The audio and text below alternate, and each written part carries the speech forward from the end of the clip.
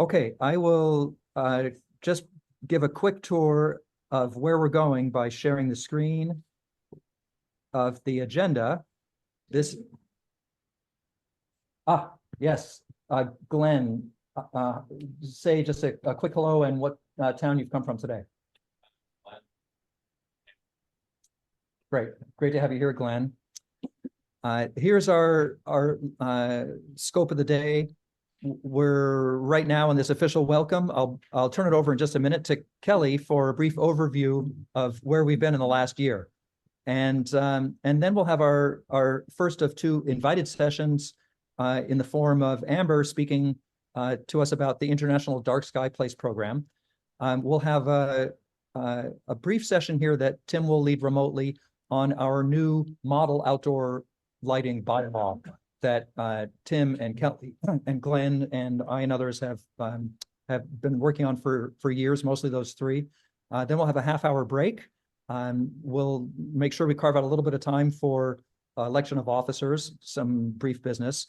And then our second invited session, a 45-minute session here featuring Mike and the other James on dark sky friendly sports lighting. Followed by another discussion, informal networking session. More on that when we get there. And after coming back together for some strategic brainstorming, we'll adjourn at 4:30. And at 5 o'clock, we will set out on a 3-town tour of outdoor lighting. And the idea is for, we'll all have directions, and we'll have a couple of meeting places along the way. And we'll regroup. We'll go outside, I presume here in Chelmsford, just by foot first, look at some of the lights, talk about some of the lights together, get in whatever vehicles we have at our disposal, move on to Westford and then to Pepperell, where Tim will be our local guide. Any questions at all about what we're setting out to do today? How it's going to run? All right, hearing none. Kelly, would you please tell us a summary of where we've been in the last year? Sure. We'll double check to make sure that stand in front of my own camera here. Are you hearing me online okay? Yes, no? Yes. Yes. Okay, great. Thank you. Yeah, it's been a very busy year. I'm going to start at the sort of chapter level. Sorry to stand behind the folder. At the chapter level, we DarkSky went through a rather significant transformation of how chapters are organized, and especially how they are funded. And so I know that, for example, prior to this past year, we had our own checking account with a small amount of funds in it. Yeah, can you get up on stage? See more of you, all of you maybe. And so because of that, DarkSky International made a complete shift. They want to have better financial control of all of the various chapter funds. And so consequently, a transformation took place whereby we closed our checking account, sent that money to Tucson, where Amber has spent it all on cheap liquor.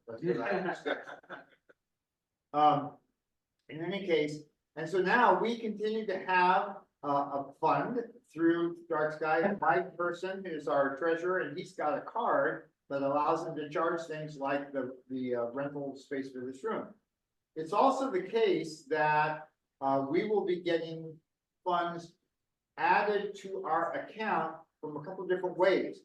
One is by virtue of the membership that we have in our state in DarkSky generally. So when we add members, when we get people to join DarkSky for $35 a year or more, a fraction of that goes into our account. Similarly, and Nancy, maybe you can correct me on this if I'm wrong, we get a kind of annual stipend anyway added to our account. Is that right? I don't remember if that's the case or not. I should know. Okay. Mike, do you remember? Yes, we've already received the first of the annual contributions from National. Okay. Added to our account. Yes. Mike was saying that yes, that's true. We get an annual contribution which has already been added to our account. So this is great. It sort of simplifies things and allows us to grow both regionally, statewide, and nationally. Another thing that's happened during the course of the year is, as always, we have been fighting this incredible fight with the legislature. It really is a fight with the legislature, I feel, to get our bill passed. Now, this is a bill that was crafted by Glenn Heinmiller, who's with us today, along with a couple of others, and fine-tuned.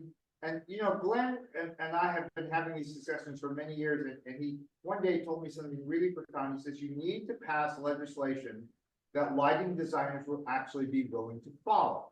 And so that has been a guideline for what we've done here. Where it stands right now, we've had our public hearings, because we don't have a separate bullet point for the legislation, right, James? This is just sort of. That's right. Okay. So we've passed many of you here in the room know this already and those online, but just for the record, we had two public hearings. We were before this joint committee, House Senate Joint Committee on Telecommunications, Utilities, and Energy, but they're having a little brotherly spat, fraternal spat, and they have split. So we had two public hearings. The first was in July.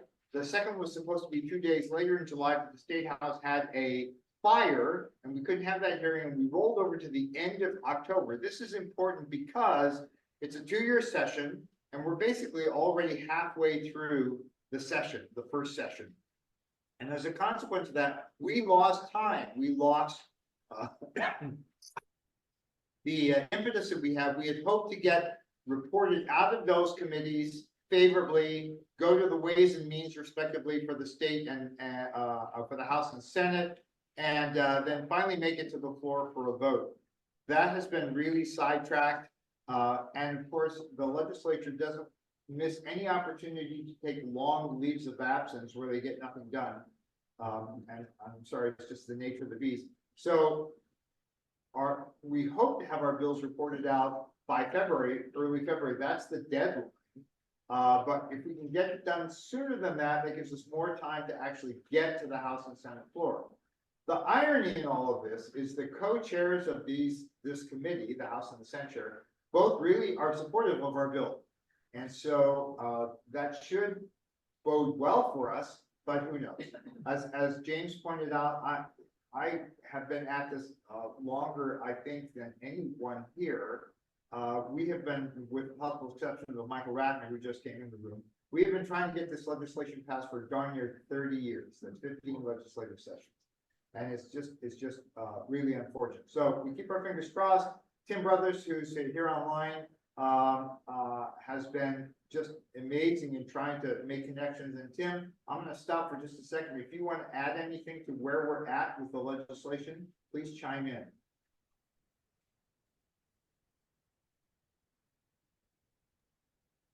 Hi, Kelly. So I would just say that I've heard some positive things from Chairman Roy, who's the chairman of the TUE committee. Things are looking good, but they're not voting on anything right now, so we shouldn't take it personally, as they have mostly taken a break. There's no real regular session right now, and I think we're probably going to hear more in the early part of next year. But at this point, we should stop bugging the TUE. I think that's mostly worked out. And we should start working on bigger targets, such as the Speaker of the House and the governor. So the reason this legislation is so important is we've gone to a lot of trouble to make it not just a hand-wavy kind of thing. We wanted to actually have some teeth. It would apply to state and municipally funded projects. So virtually every major project that gets funded, like a town replacing its streetlights, would fall under this. And we have things like lumen levels and color temperature and all the things that are important to us to try to make, help these people make smart lighting decisions. That's all I'm going to say about that. The third thing that we did, and we'll have a session on this a little bit later, is primarily Glenn and Tim and I crafted a template outdoor lighting ordinance that can be rolled out to various cities and municipalities throughout the state. It's the nature of the beast. The small towns are the ones who tend to want and enact outdoor lighting ordinances because their situations are simple. 10 or 20 or 30,000 people, not a lot of industry, not a lot of clash between commercial districts and residential districts. When you get to larger scale cities, I know Glenn was intimately involved in Cambridge's attempt to get an outdoor lighting ordinance passed a few years ago. It did not get pushed across the finish line. So it's really difficult. This should help a lot of towns. We now know of at least 50 towns throughout the Commonwealth that have some sort of outdoor lighting ordinance. The town of Sheffield just added one a few days ago, but it's kind of a weird and generally weak one. This should help towns, including Chelmsford, by the way. Chelmsford has a lighting ordinance, and we're hoping to get it fortified. The last thing I want to mention, and I've got the wrap up sign from James here. We have been giving presentations all over the state at a breathtaking rate. James and I and Mario and Tim and some others here, we are in big demand. People want to hear our message, and I take heart in that. It's made it a lot easier for us to fight the good fight, knowing that there are people who want to hear our message and are asking us to deliver. So thank you. Questions? Thank you so much, Kelly. Yes, if there's a question or two burning right now, please speak up. All right. In that case, thanks, Kelly. And it's time for our first keynote of two, and that is from Amber Harrison at DarkSky International. And those of you who have any experience with DarkSky know that one of its chief cornerstones in its advocacy work is the certification, the establishment of international dark sky places. There are, I think, 5 different kinds. Amber will tell us more about them. We don't have a single certified dark sky place here in Massachusetts, but there is at least one really good possibility in the works, and we hope more to follow. But elsewhere around the world, there are great examples of places where you can go and experience a dark sky because it is officially protected in ways that we can only really dream of here. And Amber, would you please tell us more about the International Dark Skies, about DarkSky International's International Dark Sky Place program? I would love to. Let me share my screen real quick. Can everybody see that? We good? Looks good at our end. Yes, we're good. I can I'm kind of on. see it back there. Awesome. So just a real quick introduction from myself. Like he said, my name is Amber Harrison. I am the Dark Sky Places program manager. I've been with DarkSky International going on 2 years now.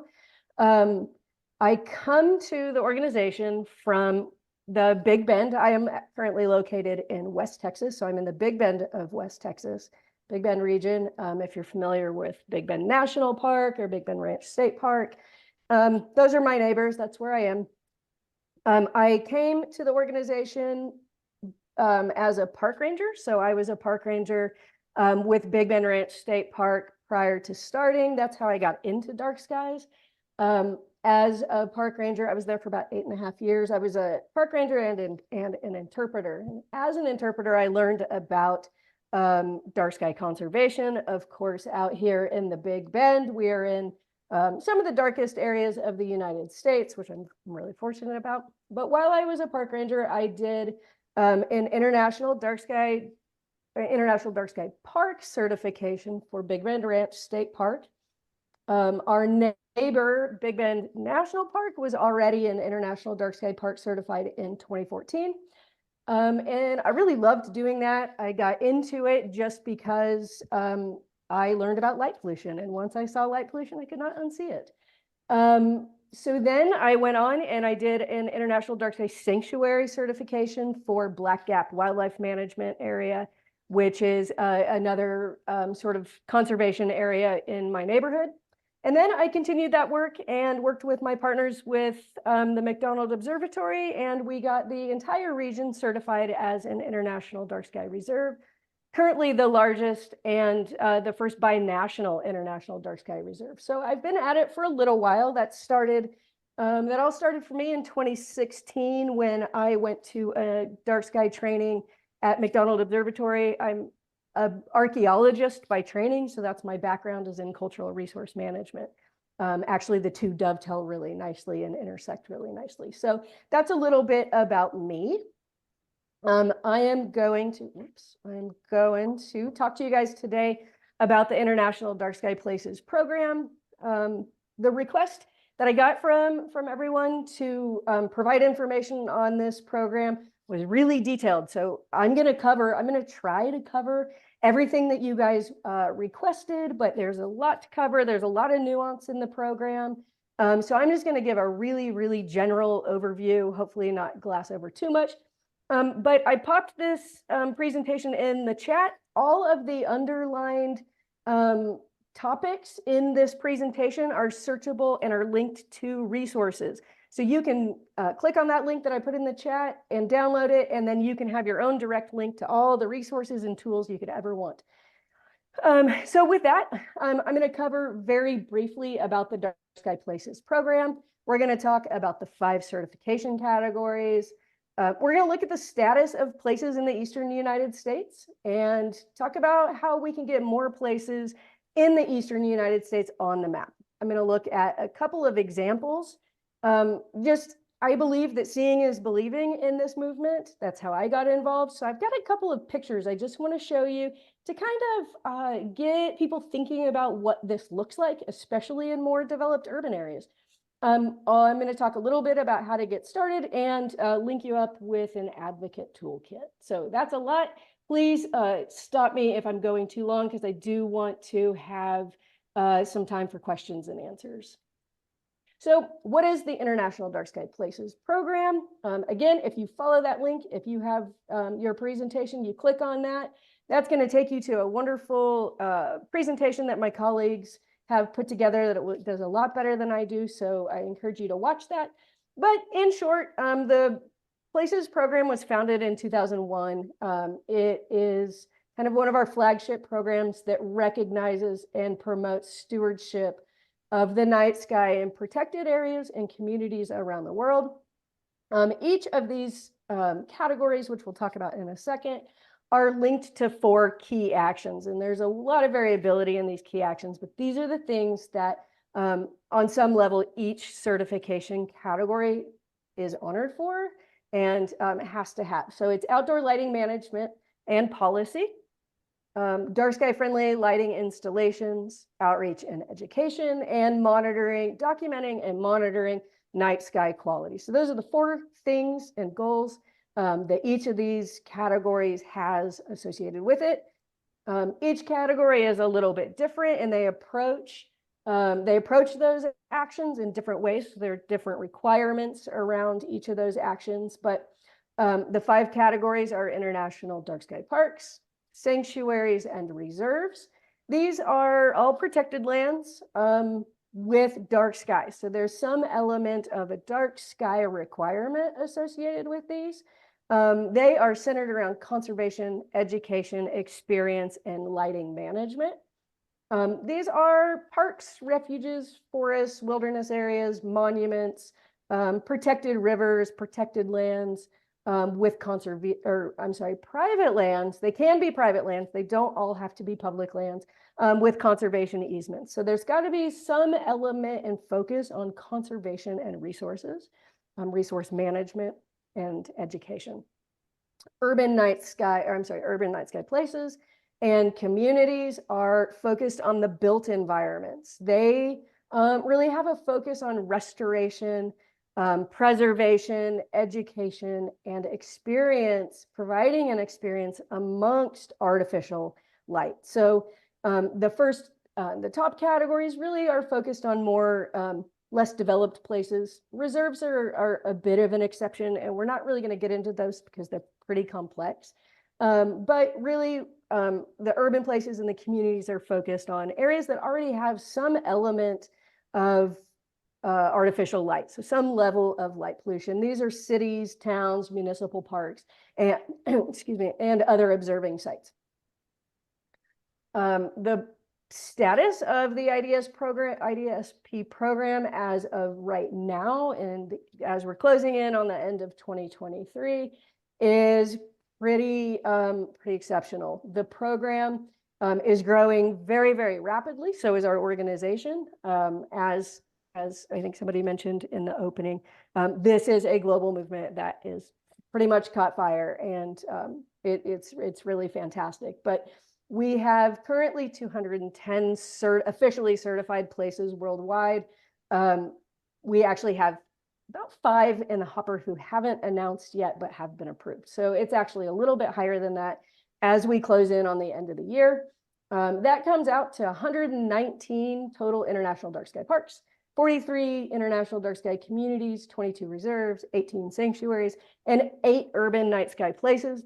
The urban night sky place certification is relatively new, so we have far fewer of those. We also represent 22 countries, 6 continents.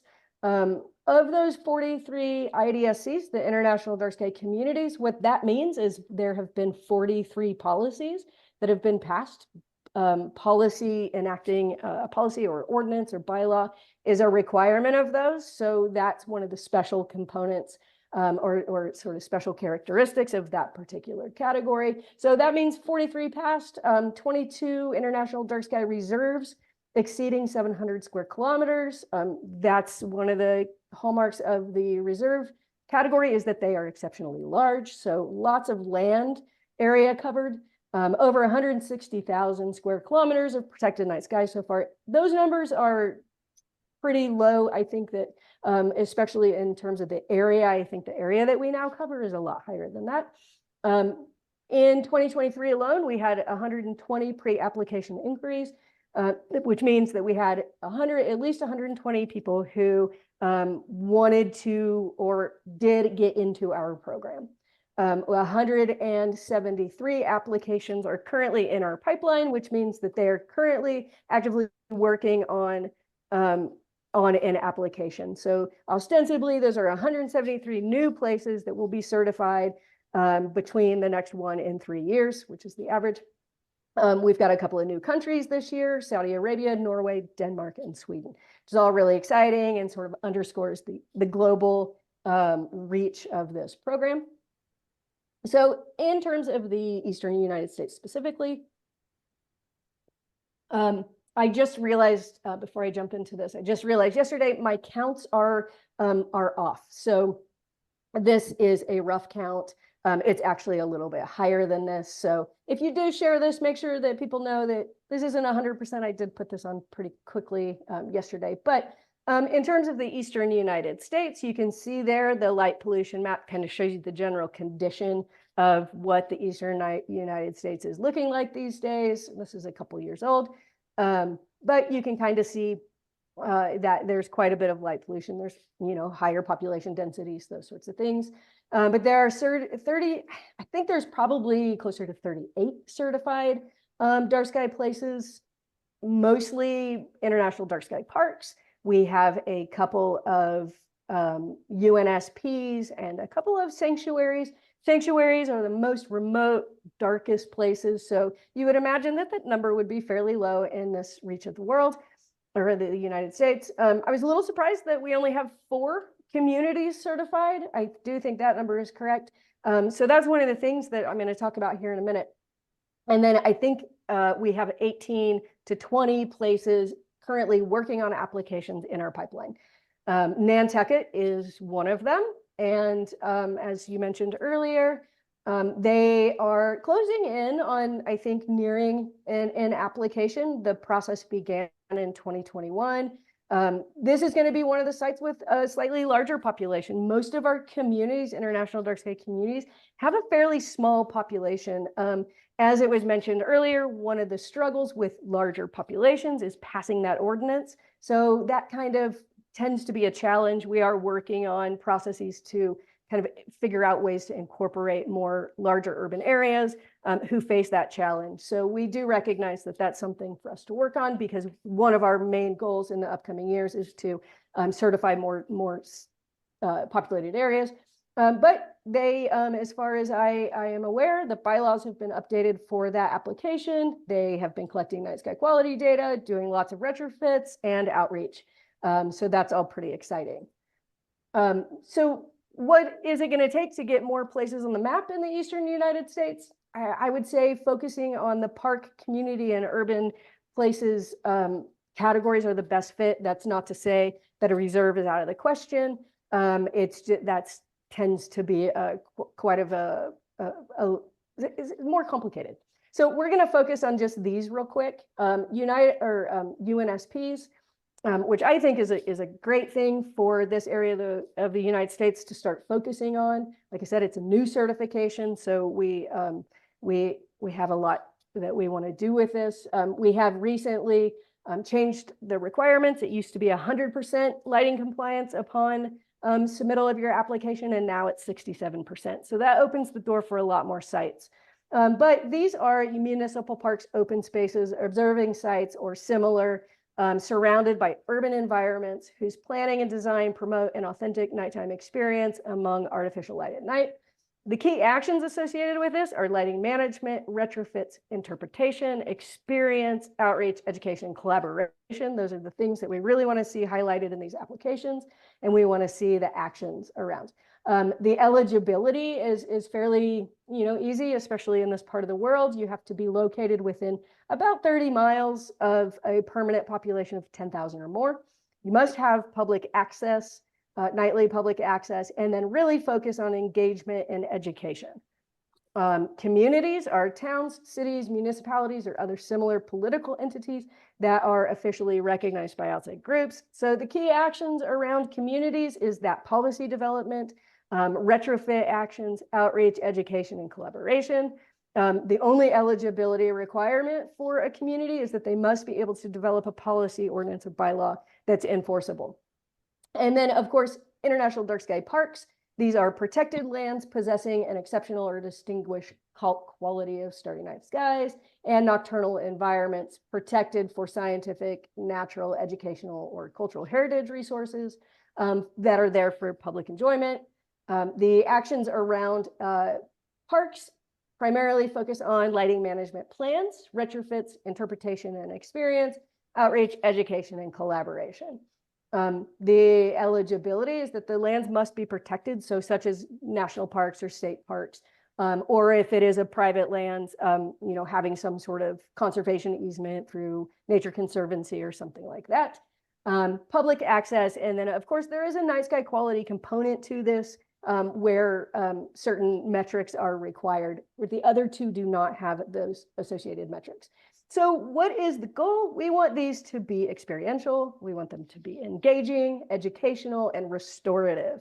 So especially as we're thinking about more populated areas, we really want to think about trying to restore that natural darkness. It's already, impacted by artificial light. So what are the actions that communities can take to restore that natural darkness to the best of their ability? And also, how can they provide an experience that is safe and engaging, yet has artificial light? We're not, of course, we don't argue for not artificial light, not having light. It's just the safe light, the right kind of light, and having it be purposeful.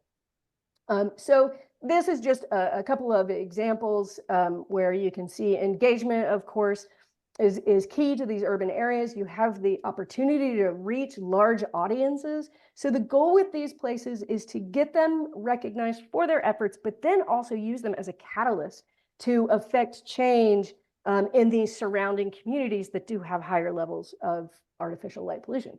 So you can see here, I think everybody here knows what this engagement piece looks like, but it's really just about getting people involved, getting people engaged, and getting that education out there. We have 2 new sites, 2 UNSPs, or a UNSP near Mexico City that has been doing some really exceptional work. They were certified in 2023.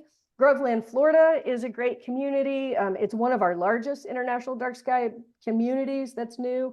They are really focusing on urban planning and sustainability and have really done a great job of incorporating all of their other natural and cultural resources into their city and urban planning. It's a really great way to do it.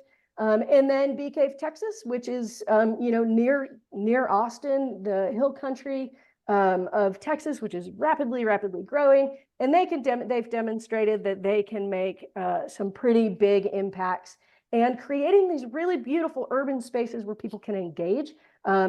James talked about, or is going to talk about, sports lighting. They have a really great example of how they incorporated sports lighting program into their application. You can see in this image, the before and afters are striking. So that's really cool. Providing really excellent experiences. Here's a couple of other examples about what I mean by experiential and restorative. Here is an example of a UNSP in Canada. You can see in this daytime photo, they have this big natural area surrounded by all this urban area, and then at night it's totally dark. So it provides a place for people to go and have a unique outdoor experience in the midst of all of this. Here's a couple more examples from China. Just giving you an idea of before and after and what the effect of these actions can look like. So like I said earlier, seeing is believing. So I really like to look at these before and afters and use these examples. A lot of people, especially in urban areas, say, well, what can I do in the midst of all of this light pollution? And these are really a testament to show that it doesn't take a whole lot of action and that you can really affect change through making these changes. So here are a couple of other examples. Here's Groveland, Florida. Again, you can see the before and after. This is one of their ongoing projects where you can see the very bright glowing glary lights there, and then some of the restoration they've done there. This is a cool one. This is a prospective site, a UNSP in Amsterdam. This is actually a zoo where they are demonstrating that they can create within this. Like, this is really impressive. That they are creating this experience not only for people to come, people really aren't going there much at night, but this is for the animals. This is for the health and wellness of the creatures that live in there, that they are protecting in for their own purposes. So that's a really great example. I think that's a really great photo. I like that. So where do you start? A lot of you are already engaged in this movement and already know, but that means part of your role is to help people see it. I said this several times, say it again, seeing it is believing it. I love that you guys are going to go take a walk later. And I think that really fits in with this, going and seeing this for yourselves. But where do you start if you want to get involved, if you want to get a place certified, or just make some basic changes in your own neighborhood or at your own house? Learn about the problem. Like I said, these are all linked. So if you click on that, you can learn all about light pollution. You can learn why it's bad and all of the negative impacts that it can have. Start at your home, lead by example, engage and educate others, and certify a place that you value.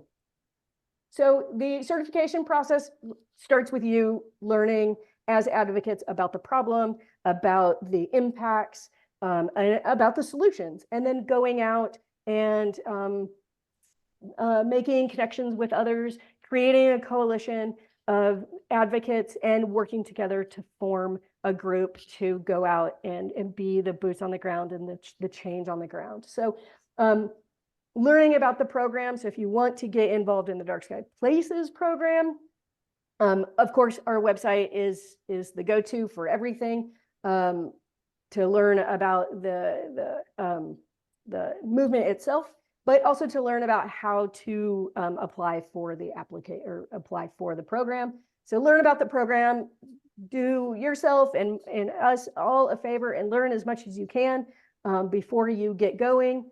Form your support network, you submit your pre-application inquiry. So the application process starts with an inquiry that is just a basic general information about your site, about your vision, what you want to do, what you want to accomplish, your eligibility. That form comes to me just as an inquiry. It's not a commitment to anything. You will then work with DarkSky Places staff to evaluate your project, figure out eligibility. And once we determine that you are eligible, then you submit a one-time $250 application fee, and you begin the process in our pipeline formally. So at that point, you'll work with the International DarkSky, DarkSky International directly. You'll work with staff to develop your application. Application process takes about 1 to 3 years to develop from start to finish. A lot of that is going to depend upon how much lighting you have, what your efforts are, what category you're applying to. Passing that policy for international dark sky communities can take a long time. It can be a pretty intensive process. So the duration and how long it takes you to accomplish your application, it really varies over time and geography. So the average is about 1 to 3 years. So your toolkits, I think first and foremost, the 5 lighting principles for responsible outdoor lighting, that is going to be the most critical thing for people to be aware of. If you're new to light pollution, this is a great tool just to get you educated on what is good lighting, what does that even mean? This is such an easy thing to fix.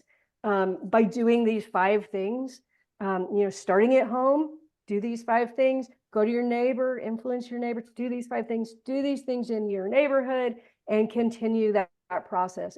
But this is your toolkit. You can come to this slide, and you can use this to access more resources on our website. But applying the 5 principles, thinking about the values and how it applies to yourself and your communities, equity, thinking about things like how is my community affected by artificial light pollution? How can I build inequity into the work that I'm doing as an advocate?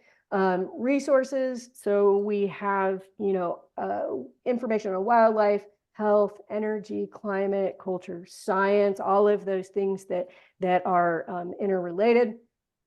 The state of the science reports are really great to review, that kind of give a comprehensive overview of what we know about the problem of light pollution and its impacts on the world and living organisms and all of that. So those are really great articles, all linked to our website.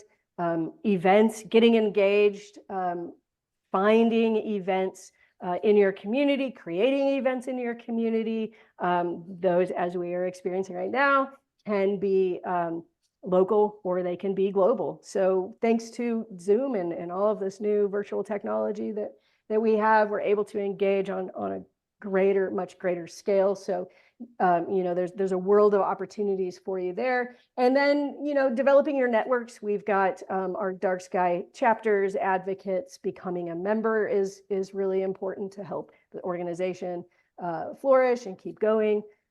Developing partnerships is a really key component to success in this as well. So with that, very quick rundown. I'm happy to take any questions or comments or anything from the audience. Thank you so much, Amber. I see you all clapping, but I can't hear you because you're all muted. So thank you. Everybody clapped. I checked. Okay. I'm going to watch the video later. Questions for Amber? Let's start here in the room first. Question from Tim in the back. Yes. So I imagine that.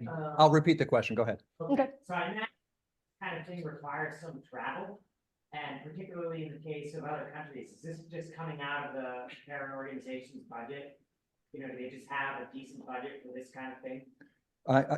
The question was, this probably involves a lot of travel on the part of the applicants, and how do people generally budget for that expense?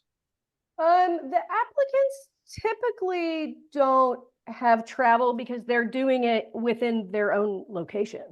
So I guess I'm not quite sure I'm following on the question. But for example, I'm here in the Big Bend. If I wanted to get my local community certified, I would just, stay within my area. There's a little bit of travel I guess, especially in a really big area, maybe this isn't a great example, but, you know, I think really the expense that you could have is less on travel and more on just resources and doing the education and outreach pieces for your community. So I don't think I quite followed that. Did that answer you at all? Well, I thought maybe IDA personnel would go out to the sites. That's what I was Tim saying. is saying, yeah, did you hear that? I did. No, so it's pretty amazing, but we do it all virtually. So we utilize our advocate network quite a bit.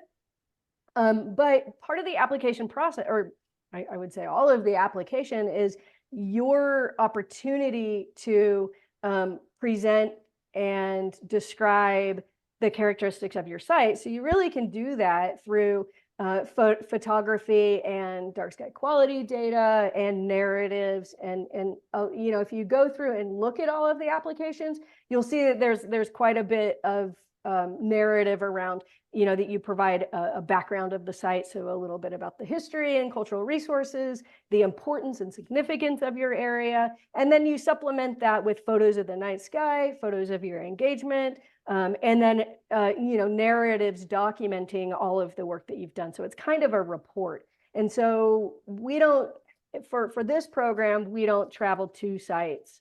Sometimes I wish we did, otherwise I would be busy. So we don't, we do it all virtually like that. Thanks, Amber. And now another question from Andy Anderson.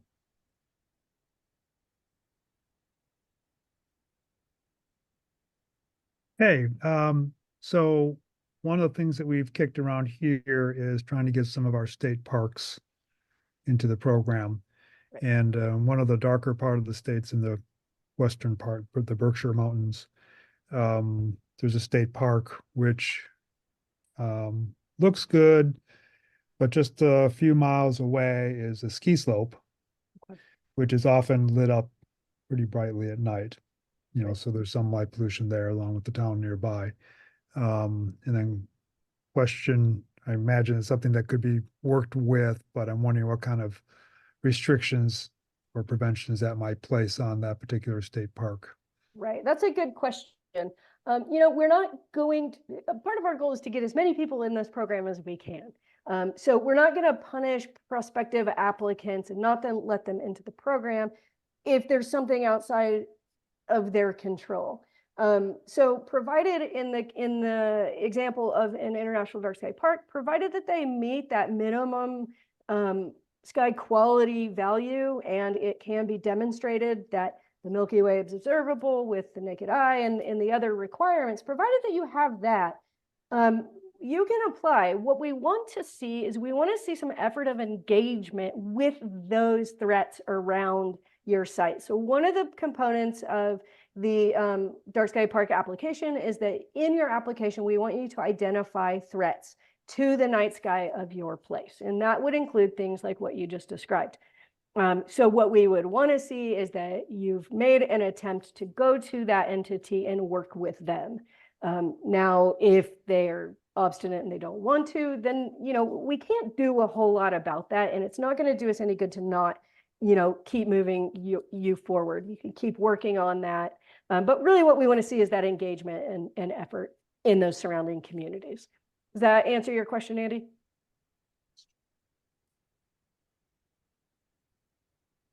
Yes, Thanks, it did. Amber. Thank you. Thanks. And we're at the end of our time, but I want to ask really two more questions. Yeah. Have that touch on both everything you spoke about, Amber, and our local situation here. First of all, what is the, and they're both about timescales. First of all, what is the timescale, if you happen to know, for a new model lighting ordinance to come out of Dark Sky International, and what would be the effect on the Dark Sky Places program? I don't know the timescale, and I think the effect would be really great, because that is obviously a huge challenge to that program. So if we had a model lighting ordinance that I could then work with applicants and provide that. I think that would clarify a lot of gray areas. I think that would help give applicants a better model to work with moving forward, so I think that would be, I don't know the timescale, but I think it would be a great asset and kind of a game changer for the program. All right, thanks, Amber. And the final question, we have here in the room the proponent, the main mover and shaker in Nantucket, and that's Gail Walker. So very happy to have Gail with us today. She flew up from DC just for this meeting, but the Nantucket application is in the works. And when's that going to happen? Are you asking me or Gail? Yeah. Me? Yeah. Who's it depend on next? Is it up to, is it on Gail? Is it on Gail's plate? Okay. I think so. I don't believe it's on our court. That was a project that my predecessor kind of kicked off and got going. And I read through everything and it looked like they're still working, but it's coming along quite nicely if I understand correctly, and if I read correctly. I'm going to ask Gail to come up to the microphone here. Yeah. Yeah. Hi, Amber. Gail. Gail here. Hi. So I think my next big hurdle that I need to cross before we get to the finish line is the town-owned and utility-owned streetlights on the island. So I'll be talking to you about that. But our new bylaw is going into effect January 1st, so all my efforts have been focused on getting out practical guidelines for complying with that and promoting compliance. Right. But for everybody listening, the next big step will be convincing the town to comply with its own bylaw, because it does have restrictions on streetlights. Okay. And we were able to get that through our town meeting. So that's my update. Thanks, Gail. That's great. Well, that's great. And I guess that is one thing that I would like to remark on, is that getting that bylaw done is a huge, huge challenge to the community certification. So in terms of that particular project, I would say the major hurdles are being overcome. So that's great. Thank you, Gail and Amber. And I think this is just such a great example of how important it is to have an inspiring template and to have a larger structure that is helping pave the way for us. We all have the sense that, we know what our communities ought to be like at night and how to get there.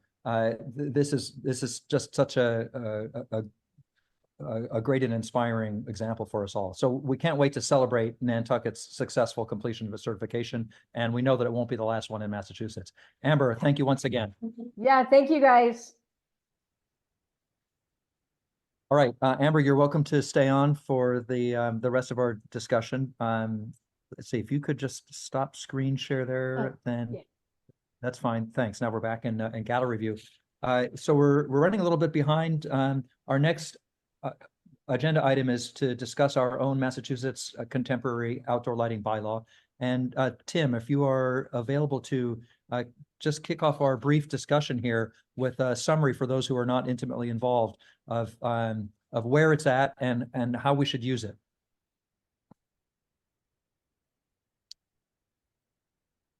Tim is still in the meeting. Tim Brothers no longer in the meeting. All right. In that case, would Glenn or Kelly like to come up to this computer and give a brief, just a brief summary? I mean, I can do it, but you should do it. Go ahead. Come on, Glenn. Here, have a seat right here. Oh.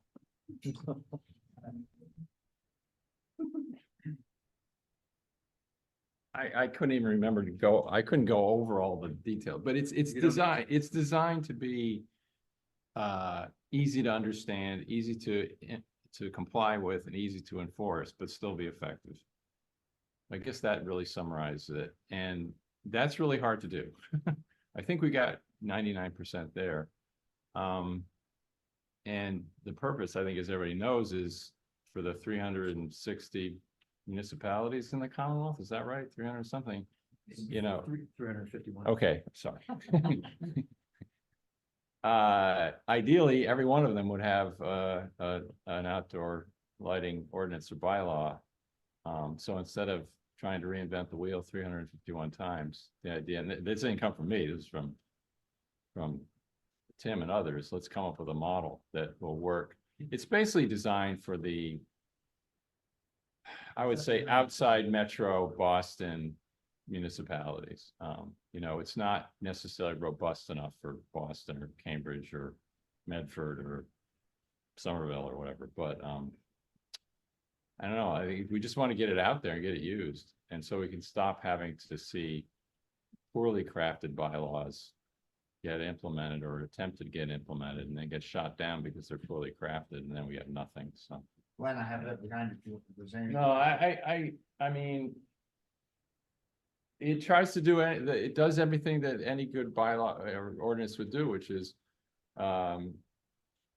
restrict where you can put the light, you know, basically eliminate wasteful light going up into the sky, control the amount of light you can emit, and the trickiest part is try to regulate trespass or light going off property, and that's a little bit tricky to write language to do that, but there's stuff in there. And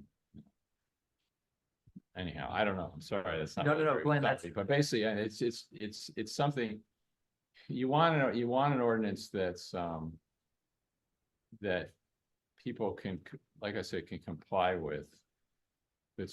You're asking them to do a reasonable thing, you know, and then also that if necessary, it's enforceable. But I think that, I mean, I'll speak to what, I mean, Gail was going through the process of getting her bylaw written at the same time we were trying to get this model written. And I think what I learned going through the process with Gail is that, as I said to her, once the bylaw was passed, and whenever that was like, well, now the real work begins. Because any regulation you have to educate people about what it's about. You know, it'll never be complied with. It probably won't even be enforced without education. And I think a lot of what, I don't know, I think a lot can be done just with education, you know, even if you don't have a bylaw that actually gets passed, even you could use the model bylaw just as a framework for like, and the beautiful work that Gail's done with her education program, which is finishing up. That's going to be a great thing to use throughout the Commonwealth, I think. I mean, maybe modified a little more general because it does have some things very specific to the Nantucket, but yeah. So I don't know, I'm rambling. I have a question for you, Glenn. I've been deeply involved in trying to get bylaws either written or improved in Northampton and Amherst and Pelham and Westfield and many other places. And I think the same goes for most of us in DarkSky Mass. We just get calls from either citizens or people in government all the time. And again and again and again, we have provided either an early version or now the finished version of the model bylaw. And it's still a challenge getting people in decision-making power to actually pay attention to the bylaw. And they seem to want to do it themselves. And even though they have this great template, they seem to want to invent the wheel again. And, you know, the home rule is strong in Massachusetts. They have the right to do that. And they seem to feel that that's better. Can you help us figure out how to get past that hurdle? No idea. I mean, I have no idea. You've seen this before. Well, no, I'm not necessarily, but it's just that, I mean, everybody's an expert, you know, and as a lighting professional, like I do have, you know, it's frustrating to see people.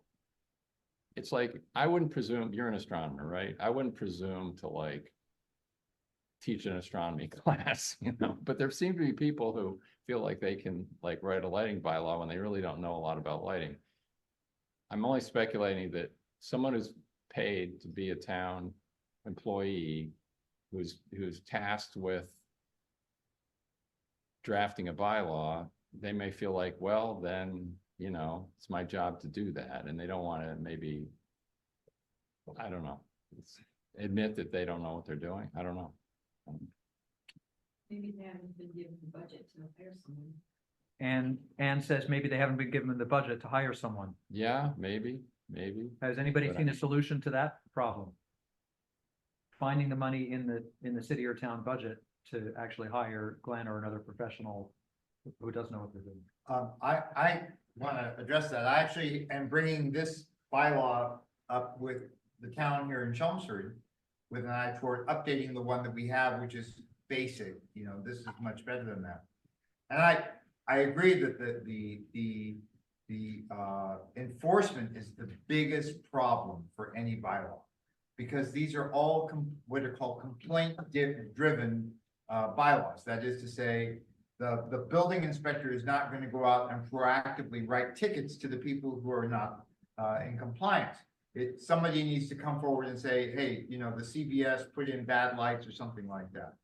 And one of the things I approached the town planner here with was the notion of, just like they have, there's a lot of shared resources among towns. There might be a shared dog officer or a tree warden or something like that. And I think that could be a gambit where our town partners with 2 or 3 other towns to hire on a part-time basis or on a, you know, case-by-case basis, somebody like a Glenn with the cred and the photometer to go in and certify whether a particular property is or is not in compliance. What about the RPAs, the regional planning agencies? Remembering that Massachusetts is divided into 13 regions. You know, mine is the Pioneer Valley Planning Commission, which supervises 25 different cities and towns, including the major cities of Springfield and Chicopee and so on, as well as my town of Northampton. So there are 13 of these regional planning agencies, and their mission is to help cities and towns get federal funds and administer those and administer state funds for things like roads and highways and low-income housing, and perhaps lighting could and should fall into their purview as well. Maybe. Can I just add 2 things? Gail has something to add. I guess what I'd say is like the beauty of the model is that you don't have, if there's a town that there's some interest in having a bylaw and ordinance, then and the town staff is tasked with, you know, coming up with something or whatever, then they don't necessarily even have to go hire an expert. They could just use the model. Right. You That's know? the whole point. And so I think that the thing is for this group to do is an education effort that the model exists and get it out there saying, here's something that's sort of like, you know, approved, certified by DarkSky International and yada, yada. And then maybe you get some traction because people may not know it's available. We should take it as an assignment that every Massachusetts resident here make sure that either, you know, if your city or town doesn't have a bylaw, make sure that they know about the model bylaw, or if you have one but it needs updating, make sure they know about the model bylaw, bring it forward, find the right person, but that contact has to be made person to person. Right. Gail. So I just wanted to, I'm sorry, I should go over here. Sorry. I wanted to tie it back to the previous topic, our International Dark Sky Community application. And I just want to make it clear that in order to satisfy the requirements of that program, we had to go beyond what's in the model bylaw that this chapter came up with.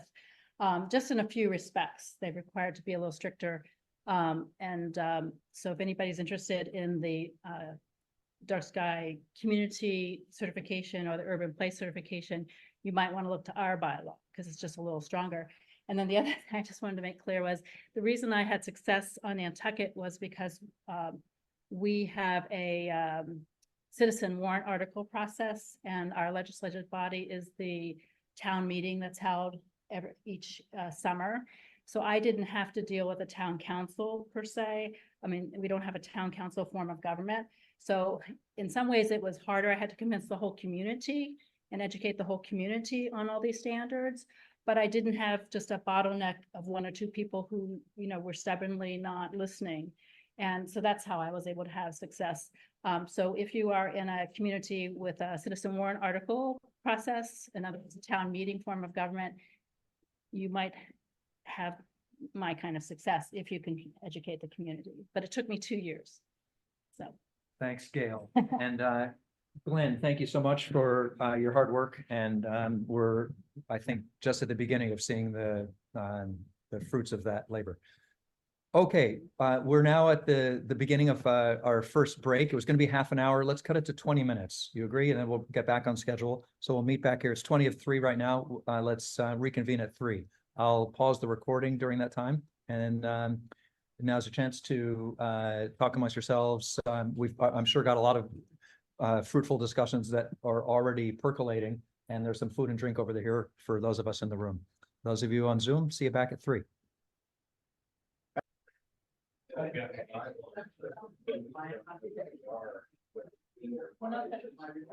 All right, let's pull it back together, everybody.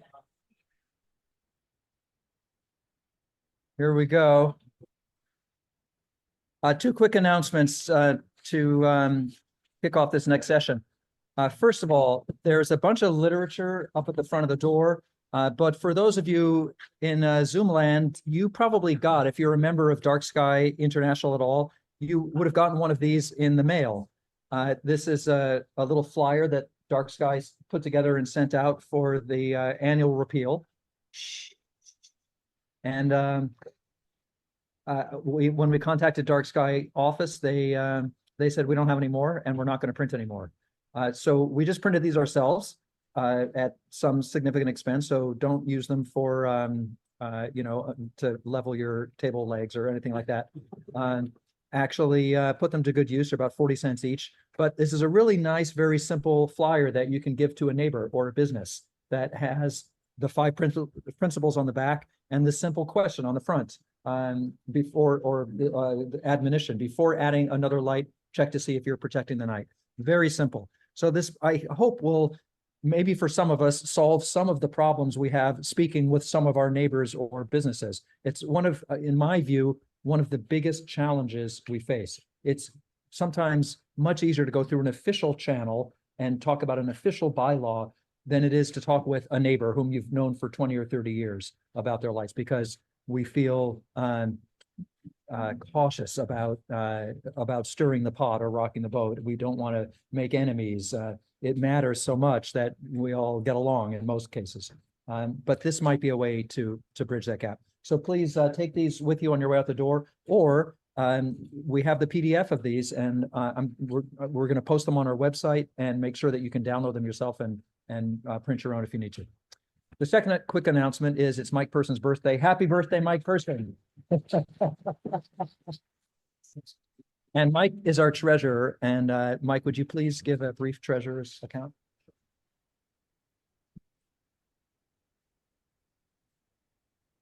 So as a chapter, we're doing fairly well. We have currently in our account at DarkSky headquarters, we have about $1,300 after accounting for the expenses of today. I expect that to go up by another $2,200 in the next couple of days once our final check clears. That will complete the conversion of our independent treasury and the union of our independent treasury and their treasury. So effectively, we have $3,500 in our accounts for use now. That's about 1,000 higher than this time last year. And most of that is due to the hard work of our various speakers, Kelly, James, Tim, et cetera, who've been going around giving talks on these topics. And then I suddenly receive a check in the mail in lieu of an honorarium for them.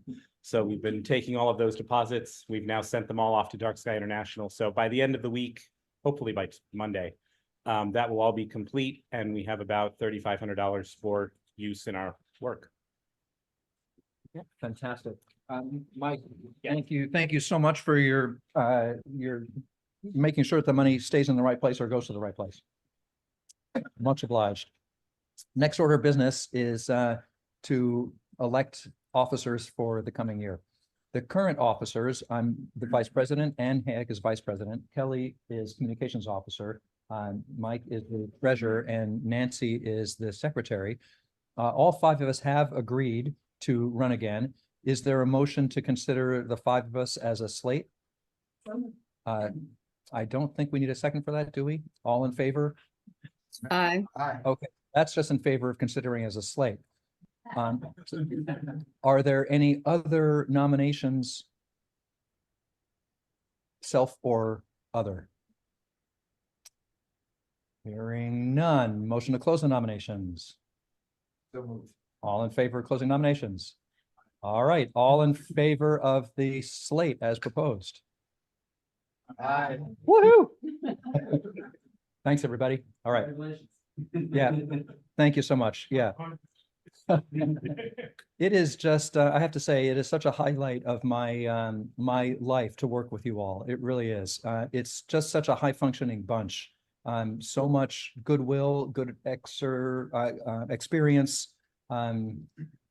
expertise, good judgment, willingness to put in long hours. And I look forward to it every month when we have our monthly calls together. And I'm so grateful for being able to do this hard work with you all. We all know it would be absolutely impossible to do it if we weren't doing it as a group. We've learned so much from each other. I think this concludes our business meeting, and we are ready now to move on to our second big invited session, which is the discussion of dark sky friendly sports lighting from our two special guests, James Brigagliano from DarkSky International here by way of upstate New York, and Mike Limpach here from North Carolina on behalf of Musco Lighting, which is one of the world's leaders of athletic sports lighting. And Mike actually has a demonstration here, which Kelly will train the camera on. And James and Mike, I think, are going to be somewhat sharing the presentation, and James is going to kick it off. Thanks very much, everyone. So James, DarkSky International. I started with the group in May, so I'm kind of new with the group, but I have a background in lighting design and product development of exterior architectural dark sky products for like 15 years. So I've really been in lighting my whole life on the technical side of things. Became more interested in dark sky because I was developing products for that, and I'm also a photographer. And as I was doing more night photography, I realized how sensitive your camera is to extra light, and started to think about light and light pollution much differently, and had a great opportunity in the spring.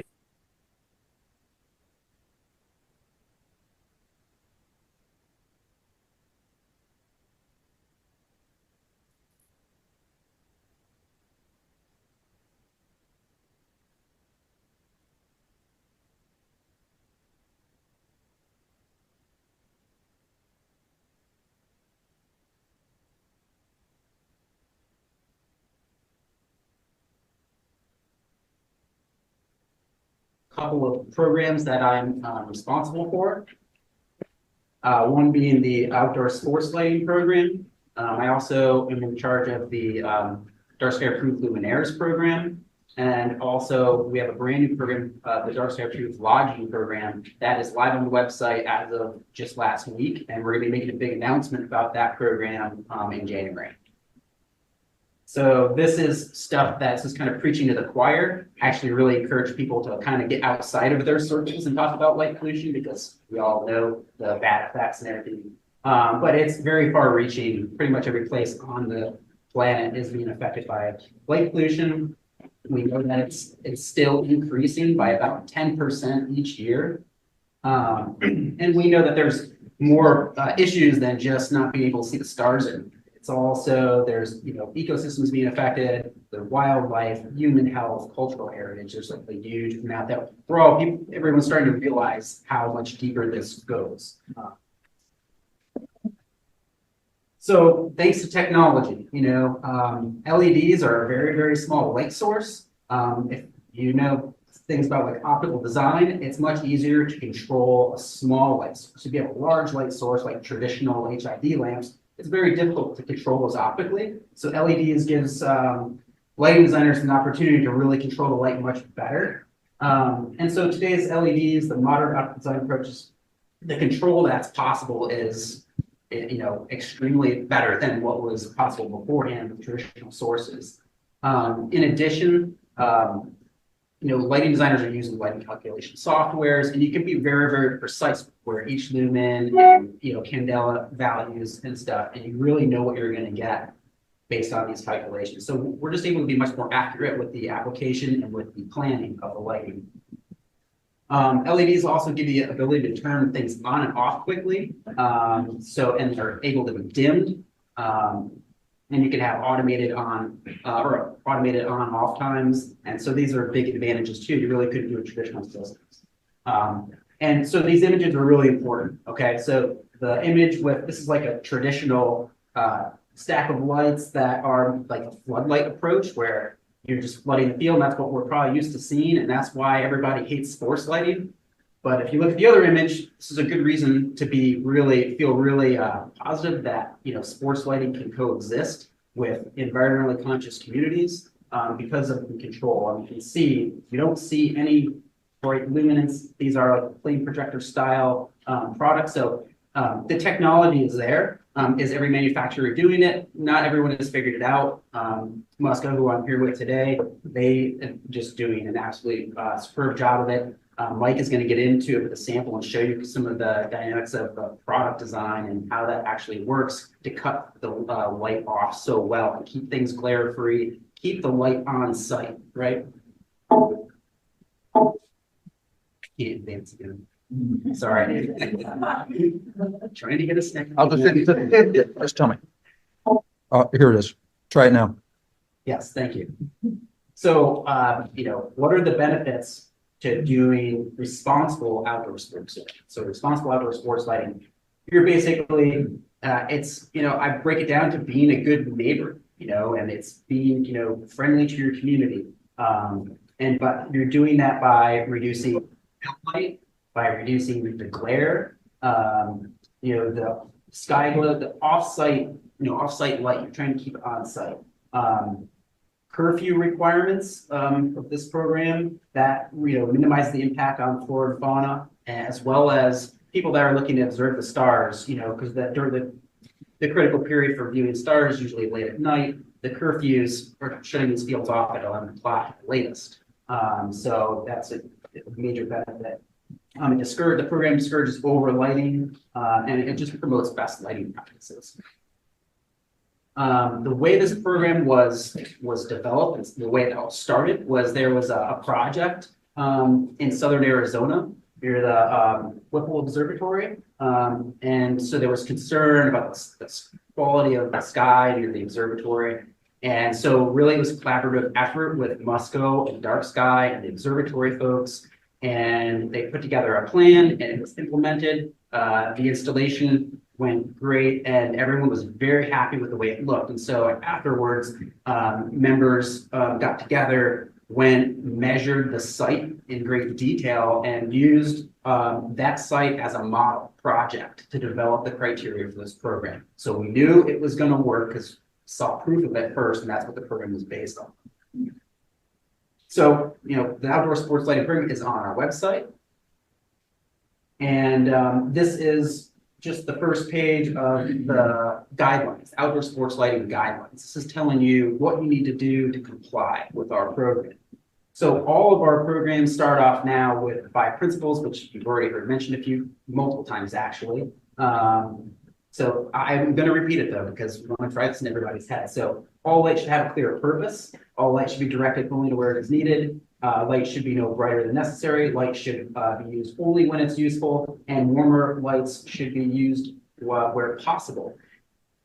A little piece of information here. We did put these in order of priority. So as you can see, the color temperature one is at the bottom. It's important still, but if you control the amount of light, you control the amount of light that you have and then where it's directed. If it's well shielded and the intensity is low, color is less important. You've taken care of most of the problem by keeping the intensity down and shielding the problem. CCT, important, but not as important as other factors. So now I've got 2 slides of just what are we looking at? What is the criteria of this program? So the program asks that there's no light at or above nadir, 90 degrees from nadir, so above the horizontal, no uplight. For aerial sports, there's a 8% total lumens up. That's an exception for sports like baseball, where you have a ball that's gonna go way up into the air, you'll lose sight if you don't have some uplighting. So there's an 8% allowance, but the requirement is that it's separately switched. So when you're doing sports on those fields that don't need the uplighting component, that component is switched off. 85% of the total lumens must fall within the targeted area. And the targeted area is the field, and it extends a little bit beyond, shown in that hatch in there. There is a glare maximum, so 1,000 candelas. So this is basically the intensity. If you look, I'm just going to call it glare. It's measured at the glare evaluation offset distance. It's 150 feet around the field here, and at that distance, basically you could calculate, and then when it's time for a site inspection, actually measure. You go around at that 150-foot perimeter there, and you measure every 10 feet at about 5 feet, which is about eye level. You take a candela meter, and you shine it directly at the light, takes a distance reading, and gives you a candela value. No value measured anywhere around the field can be greater than 1,000 candela. That's pretty amazing, because 1,000 candela is not really very much brightness. So that is an incredibly tight and strict requirement. And then average illuminance cannot be 10% higher than what the ISRP 6 recommends. And the last page of criteria here. So the curfew, it can be earlier than 11, but we have that's the latest that it's allowed. So 11 p.m. curfew. That must have automatic controls for that shutoff. There must also be a manual override in case the sports that were scheduled for that night are not happening. We don't need them to stay on just because it's set up to be on. You can manually turn them off. Makes it easy for the user to do that. And the system must be able to dim. It must be set up to be able to dim from 100% to 25%. So if you have for some reason, some issue like overlighting situation, you have a technology you can dim the system and take care of some of the issues potentially. But every project is calculated at 100% of what the system is capable of producing. And mobile fields must be controlled independently. And for sports, it's a max CCT of 5,700K. And that's just recognizing that there is some advantage to some of the blue content in terms of eye acuity, and for sports, that is important. So it is allowed for sports lighting. If you look at some of our other programs, we usually say 3,000K or less, typically. And then the one little note I have in addition is this program's not designed, or it does not consider LZ0 sites as sites that we would implement sports lighting approved programs, because basically an LZ0 site is like a national park, someplace that's not developed. There's really no artificial light there. It would kind of be inappropriate to have a field there at all. So we don't kind of have the program working in the LZ0 zone, but LZ1, 2, 3, 4, we do projects in those zones all the time. So this is kind of how the program breaks down into kind of two phases. Okay, so there is a design phase. So the lighting designer would put together lighting calculations. They would put together the controls policy, which is essentially saying, okay, these fields are going to be on for this amount of time, and this is the illumination level they're going to be using. And then basically it gets reviewed by DarkSky, and if it meets all of the criteria of the program, we give a congratulatory approval that the design is compliant with our criteria. And at that point, the project is then eligible, if it's desired, to go through the phase 2 portion of the project. So the phase 2 portion of the project is an on-site inspection. So we actually go to that site and take measurements, checking that all the criteria from the program has been met. And if that is met, then everybody's really happy, because we've reached that outcome that we were going for. Keeping all the light on site and reducing any of the off-site glare and nuisances to the community, and making people angry and everything like that. So we've achieved it, and so we would provide a plaque and congratulatory letter. It's a big deal. And then lastly, what can you do? How can you take action? So, advocate for a lighting ordinance in your community. It's one of the best things you can do. share DarkSky approved outdoor sports lighting program to help tell people about this, tell people outside of our circle about this. Learn the lingo. So you can go onto our website, you can look at and you can learn about it start to learn the language a little bit so that you can talk more intelligently about it. And then also, this is kind of a future thing to come in 2024, but look for new model legislation and ordinance documents from DarkSky. It's something that we have been working on. We have some staff dedicated to doing this, and I think early next year, we're going to be releasing. We're really happy to say that we're going to be releasing this. It's very much tailored to have an approach that's like, has a few different levels of strictness. So if a community wants to be really strict about their lighting, they can use a certain version of it and whatnot. So that's something to look forward to. Very exciting stuff. And that is my last slide before I hand it over to Mike here, who's going to get into the nitty gritty of systems, the technology. Yes. Can I have a question before? While he's coming up, yeah. We're going to do questions at the end too. I think we have 15 minutes for questions when we're done. You may hold it on. You might want to. I would, yeah. There's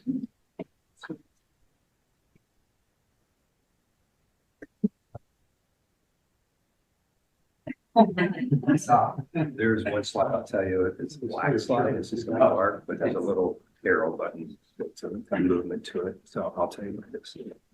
So, hi. Oops. Oh, that was intended. That's the way you control glare.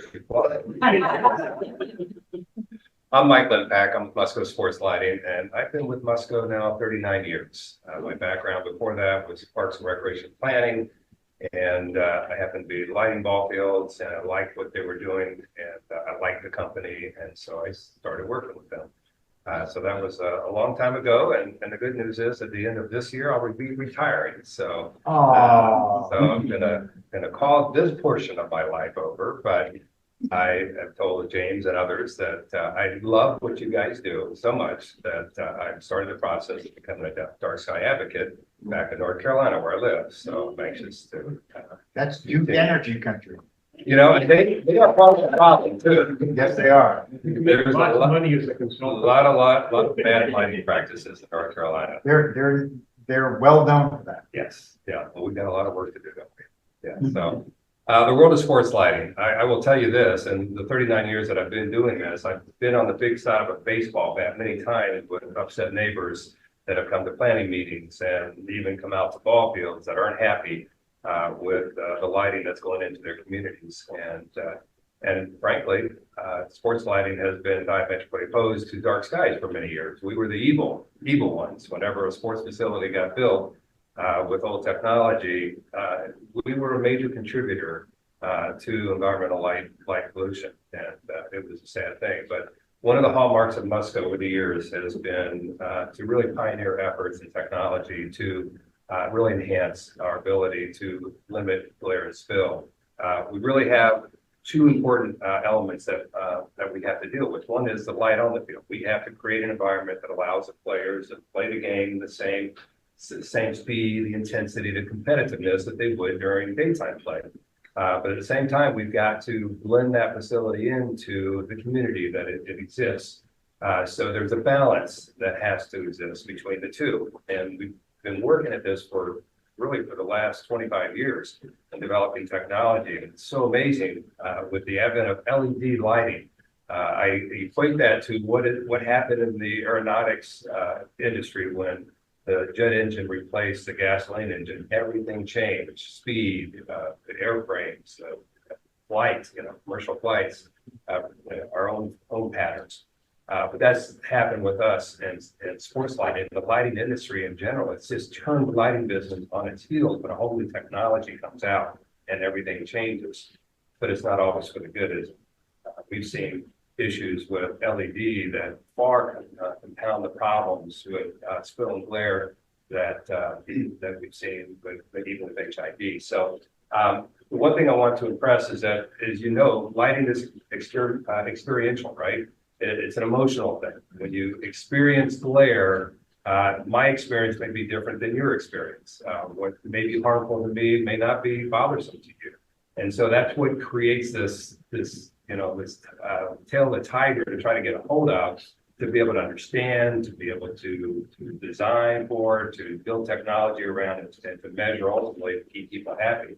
So I want to kind of take you on a path of experiencing lighting as it relates to the sports facilities that are being done, and how the outdoor sports lighting program with Dark Skies is a game changer for basically putting a program in place by a recognized, accountable organization that, you know, your reputation is, it's just respected.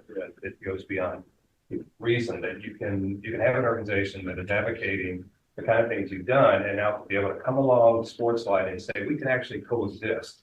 But you may be still skeptical about it. So I want to take you through an experience, let you see some of the facilities, so that, you know, maybe it is good. Of course, the better way is to go out and see a facility in person, which is a task that we always try to involve, you know, our planners and customers to go out and let's look at the facilities and see it. Is this the look that you want in your community? And when they see it, generally they say, yeah, if I can do sports lighting like that, then that would work in my community. So let's take a little tour.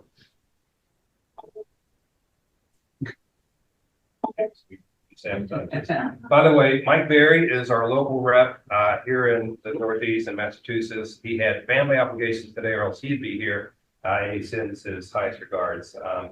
But anyway, he's available.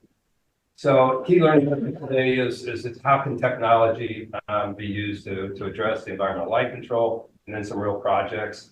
So you can see with well-designed sports lighting, really LED is a game changer. We have so much more in the way of tools and optics that we can use to control the light, as well as the obvious thing, and that's the efficiency. We can get so much efficient. For example, in the old days, we were getting about 25 lumens per watt out of a metal halide system. Today, we're closer to 80% efficiency in getting light out of that diode, that little diode, and getting it projected onto the field. So we're reducing the impact on the players and the fans, of course, on the neighbors, darker night skies, and less wasted energy. And you can see just the visual of how the light can be controlled onto the playing facility. Fundamentally, we've got a light source up here. It's producing useful light down the field where we want it. But when an uncontrolled light source is allowed to, you know, basically an inefficient optic, then the light's going to be spilled. It's going to be spilled into the night sky. It's going to be spilled onto your neighbors. One of the biggest issues with sky glow is the way light is projected at a horizontal level. And I'm preaching to the choir here. You guys probably understand that, but the particles of dust and moisture in the air, when light is pushed out in a lateral method, that's what creates your sky glow, and that's harmful. So we've got to figure out the way to get the light down onto the playing field. So light pollution, this is an old system. This may be an LED system. You can see the sky glow and that illustration of the light and the particles and how the atmosphere is lit up. And then you can see an example of how light can actually be controlled, and you don't have that intensity when you're looking off-site.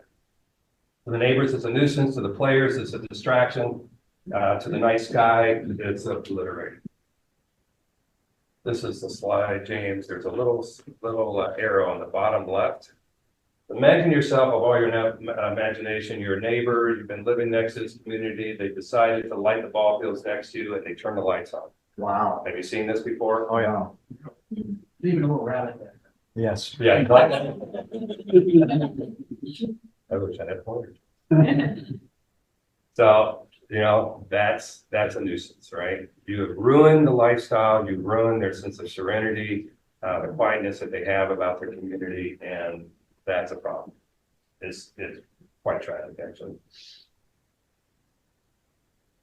Yeah, there we go. So just some contrast between what is a problem. An LED system that was installed. They tried to do a lot of aiming with it to try to reduce that glare.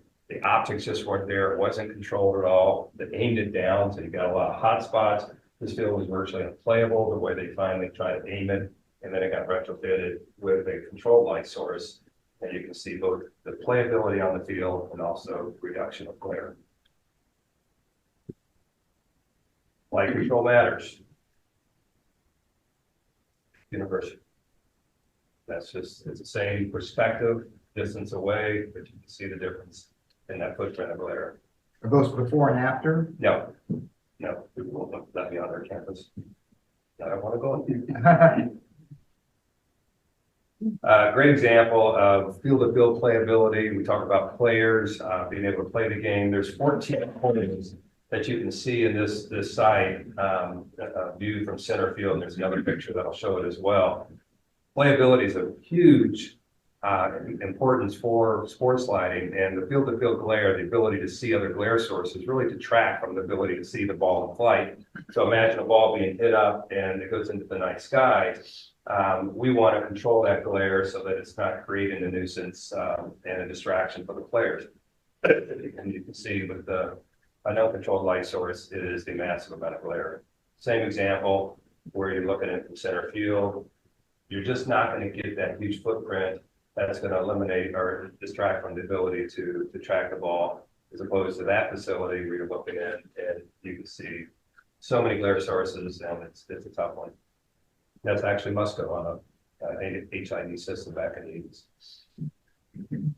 So this is a great slide that really helps you to see the evolution of technology, starting back in the 70s, where you had an old Musco metal halide system. Candela, which you're familiar with, hopefully that you understand that, but Candela has taken a major step up in terms of its understanding and the importance of Candela as a metrics for measuring glare. IES in the current publication has dedicated about 7 specific pages to the issue of glare as the measuring point, the metric, and it should be used to evaluate glare. All the lighting ordinance that you guys have probably seen in the past has used foot candles. And there's a problem with foot candles as a metric for spill and glare. Number one, as you get further away from your light source, foot candles, measurements are going to drop because foot candles decrease as where the distance travels, energy, and it diminishes. So you can get a certain distance away from that facility and your foot candle levels will drop to, you could be a fraction of a foot candle. But if you look back at that light source, you're still going to experience glare because glare doesn't diminish over distance. You could have a 150-watt porch light on at the top of a mountain and everything is dark, and you look up and you see that one bright light source and it bugs you. Okay, glare doesn't diminish over distance. It's a contrast between bright and dark. And so back in the 70s, we had the old HID system producing about 70 or 60,000 candela. This is based on a certain distance from the field, probably about 150 feet out. All these poles, same height, same angles. And so you can see with what we've done, using optics to better control the light. Our goal was to continue to both increase efficiency. So we're not necessarily blocking the light source itself in here, but we're redirecting it to get it down to the field and less light being spilled out. Then we started getting into more of a blocking or a series visor technology that now you can see there is a reduction in glare. It's not dramatic though, but this one came out in 2005. It was a totally redesigned HID system that used a much more sophisticated visoring system, but it was still metal halide. And this was our fixture up until around 2014-15 when the LED revolution was taking place. But you can see the difference is that we made a big dent into reducing the candela values off-site. Remember, low beam headlights around 10,000, high beams around 40,000. So we went from high beams down roughly to low beams. And then boom, LED hit. And LED really gave us an opportunity to reimagine how a light fixture can be designed and built, and using the technology of LED, the diodes and its ability to control, as James talked about. We have the ability to really take that fixture, redesign it, and come up with something dramatically better than anything that we'd ever done, and anything better that's ever been done in the industry. And so this one, you can't even see the fixtures up here because the light is so controlled. And it's being done due to blocking. We're blocking the light source. If you can see the light source, you're experiencing glare, plain and simple. And to the extent that it's harmful, that's up to you. But in this technology, we cut it down so much that you can hardly see it, and you can see the candela value has made a dramatic quantum leap forward to getting that reduced.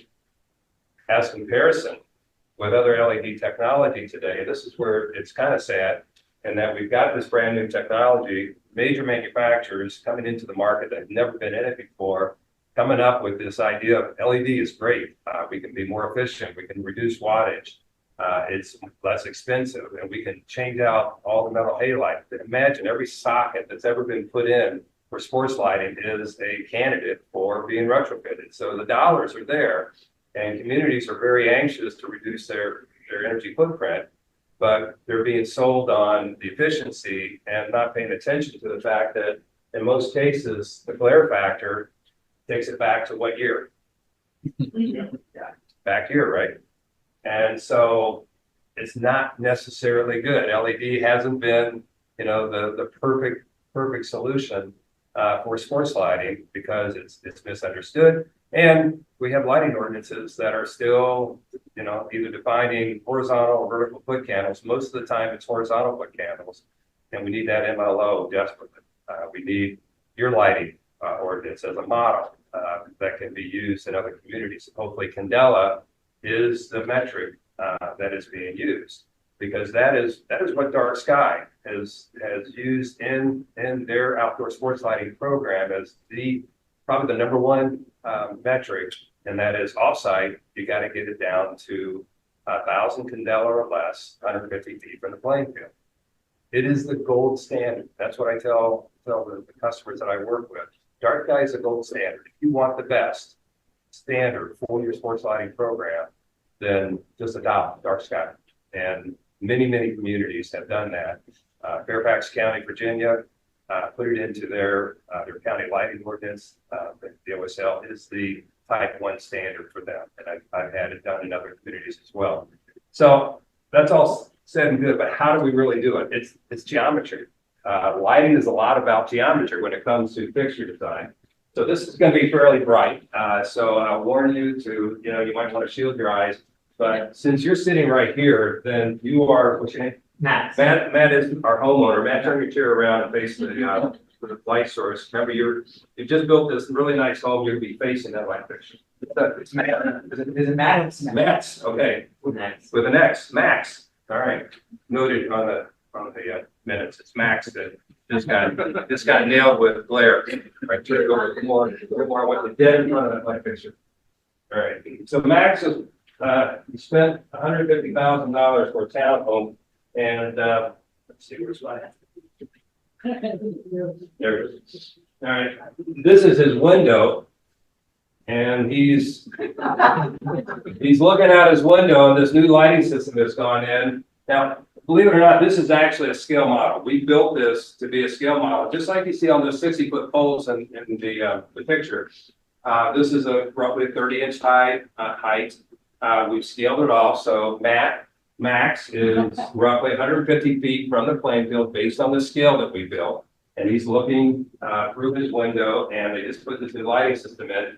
And Max, it's because you've offered to be my guinea pig. That's a piece of welding glass, so. You guys laugh, you don't have the welding glass, so seriously, you might want to. Open your eyes. All right, here we go. All right, so Max, how are you feeling right now as a neighbor? I'm pretty unhappy. Unhappy. Okay. Everybody else out there, all the other neighbors pretty unhappy out there? Yeah, pretty bad. This is an uncontrolled light source. These are LED diodes, and I'll pass these around. You probably have seen them. Just throw this around to everybody. Those little suckers can be very intense. Every manufacturer uses TIR optics.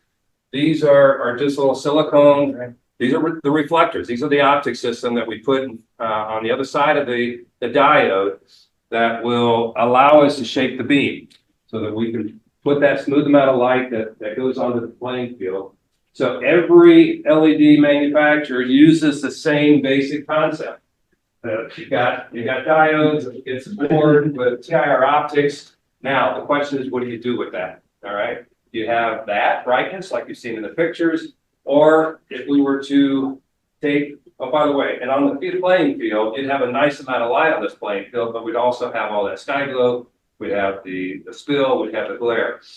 So what Musco has done, as you saw in the evolution, redesigned light fixture, the rectangular shape of this allowed us to create a visoring system. And again, this is geometry.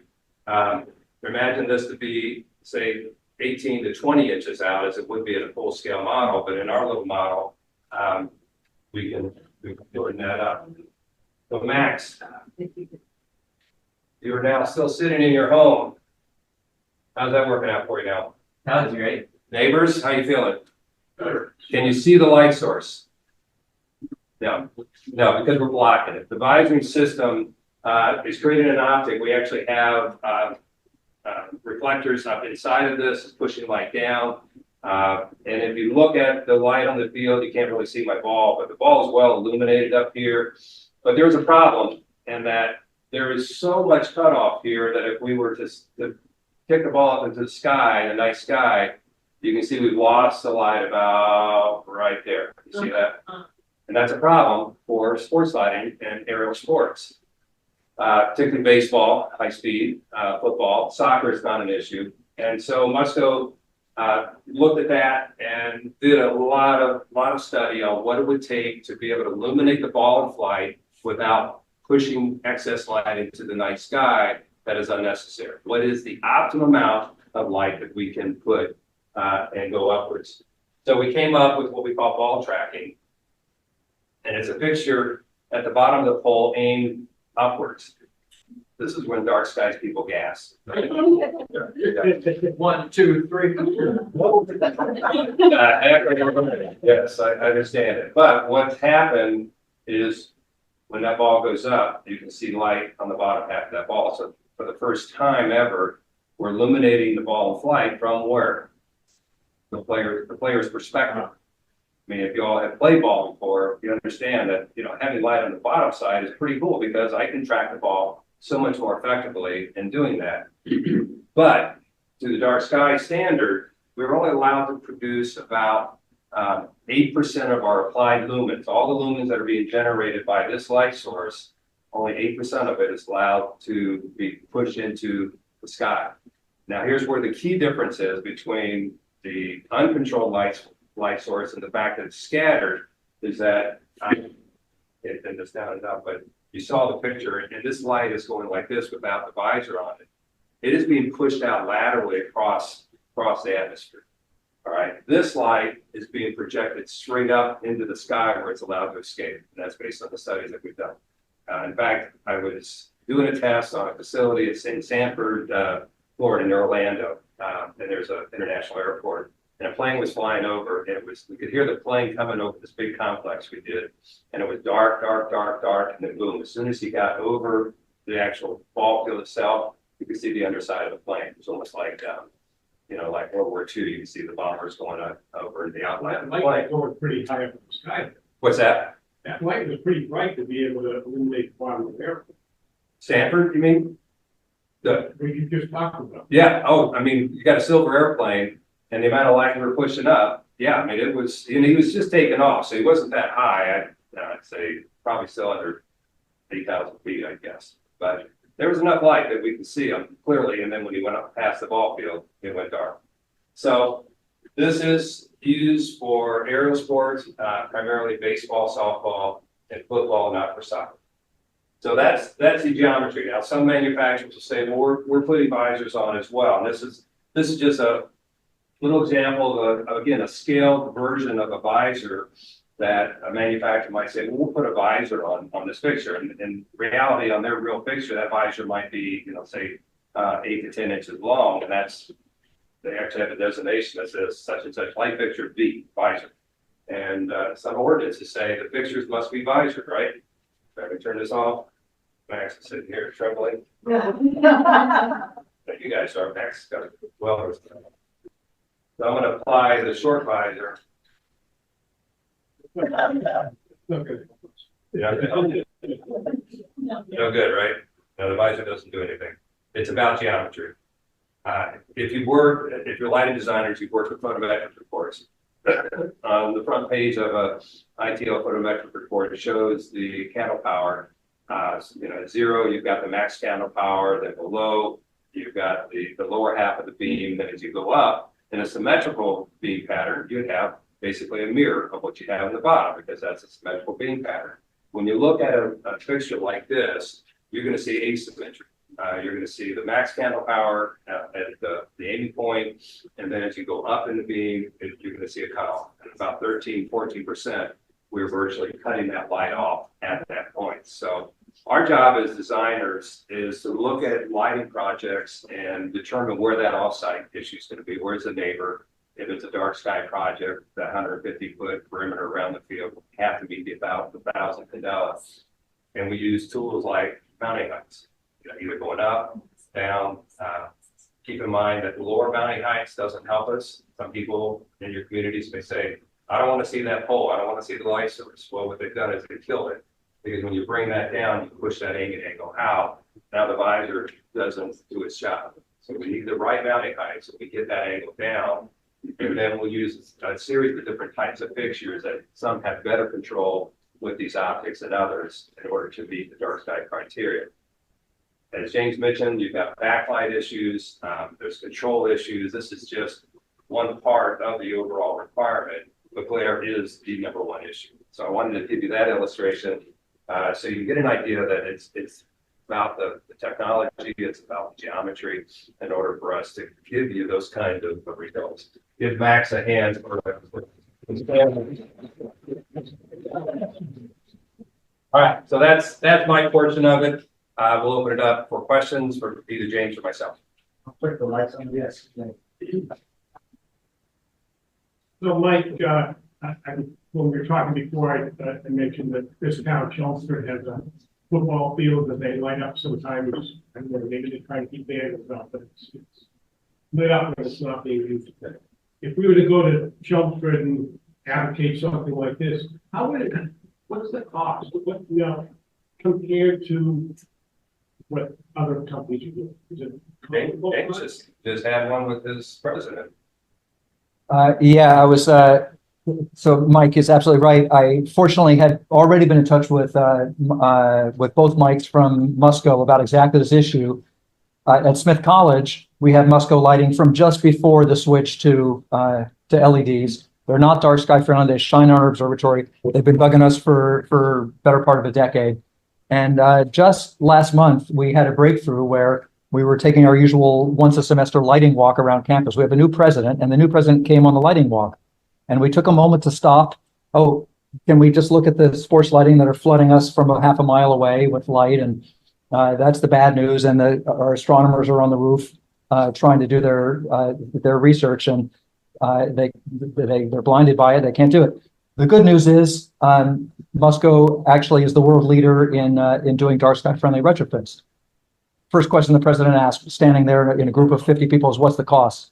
I said $200,000 because I had just heard this from Musco themselves. And her response, oh, well, that's much less than I thought it was going to be. And I feel we finally actually cracked the nut. It all depends on your application. In some cases, the existing poles, the electrical system are all good, and we could just basically replace the top half of the picture, the heads themselves. So it just takes a look at your facility and depending on what it was installed. But it probably will be easily electrical. Let me ask a question, same question a different way. If a municipality was building a new system, what would the comparison be between the old way? Yeah.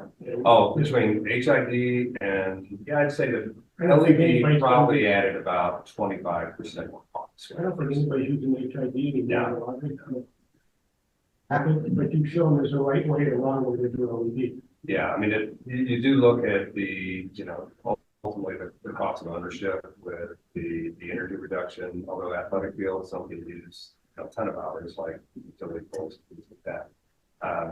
You look at the capital cost avoidance, waiting over time, cost avoidance, and you also look at maintenance reduction. and that HID has a maintenance factor to continue to fight replacing lamps. I'd like to ask that same question the third way. I've got, Little League, a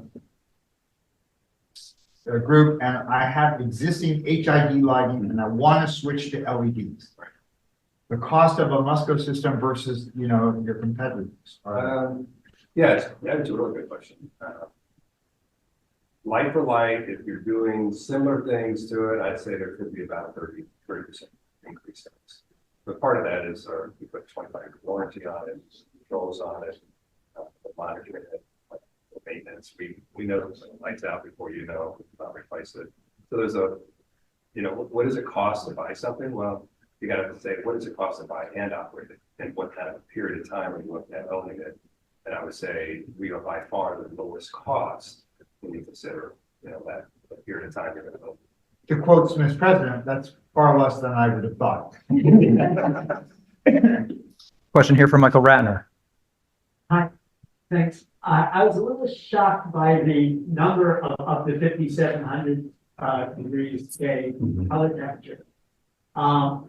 And I wondered, that sort of ties in conceivably. I mean, I can imagine that could be important for certain sports playing, but practice might be a different issue. Could you consider those two things? What's the color temperature? Why does the color temperature have to be so high? And can you make a distinction in field lighting between practice and competitive play? Good question. So let's just start with the practice versus full game conditions. And I would say the dimming approach would be the first thing I would suggest is you only need 50-foot candles to practice. Although I haven't seen a high school football coach yet that will go out there, flip the lights on, and they're on high all the time. So it takes some behavior modification at the senior level administration to say we're going to operate these lights, and that's really what Dark Skies is promoting with scheduling and optimizing the right time. As far as the color, 57K, it's the optimization of the field of play, the playability, also with fans, and also the video that they're now so much a part of any sport that you run, and that's really the key issue. But have we done, former color temperatures for sports facilities in the communities to say that's the only way we're going to light it? Then light it that way. Have you considered the biological effect of a certain level of brightness at 5,700 versus perhaps a slightly higher level of lighting, but at 3,000, where it would probably have less effect on the human health and model? With sports lighting, as opposed to say street lighting and the whole blue light theory and the harmful effects of that, we're in a different world with sports lighting in that we don't have the reflection off of pavement, and we're not running all night long with sports lighting. They're off. 11 o'clock would be the latest, but typically most sports fields are off by 10, and the green grass tends to absorb it, so you don't have that impact. And so there's been studies that have suggested that really isn't the same apples to apples comparison as far as the harmful effects. James, I was recently this summer at the Artificial Light at Night conference, and that's basically researchers sharing their all their research projects about impacts on insects and wildlife. Every single one I saw, the results were intensity and shielding had the biggest impacts on how much things were affected. The CCT in every case was the least of the issue. And one of the problems or challenges you have is that different species and things are sensitive to different wavelengths. So where, by removing the blue light, you didn't take care of every species, okay? So, and that's why as when we wrote the 5 principles, we really try to use that priority. Bring the intensity, one doesn't even need to be on, to bring that intensity down, only as much light as you need. And then shield it if you're not directly seeing it. Once you've done that stuff and kept things on site, that color is less important. There's a great summary, by the way, of this issue in the current issue of Sky and Telescope magazine, which is by Travis Longcore, who's one of the world experts on this issue. And it summarizes all the effects of lighting on mostly on wildlife, but a little bit on human health as well. Gail, I see you had a hand up. Yeah, so I wanted to ask about a new sports lighting challenge. I don't know if you've heard, but just this month, a golf course in Arizona is announcing nighttime golfing with stadium style lights.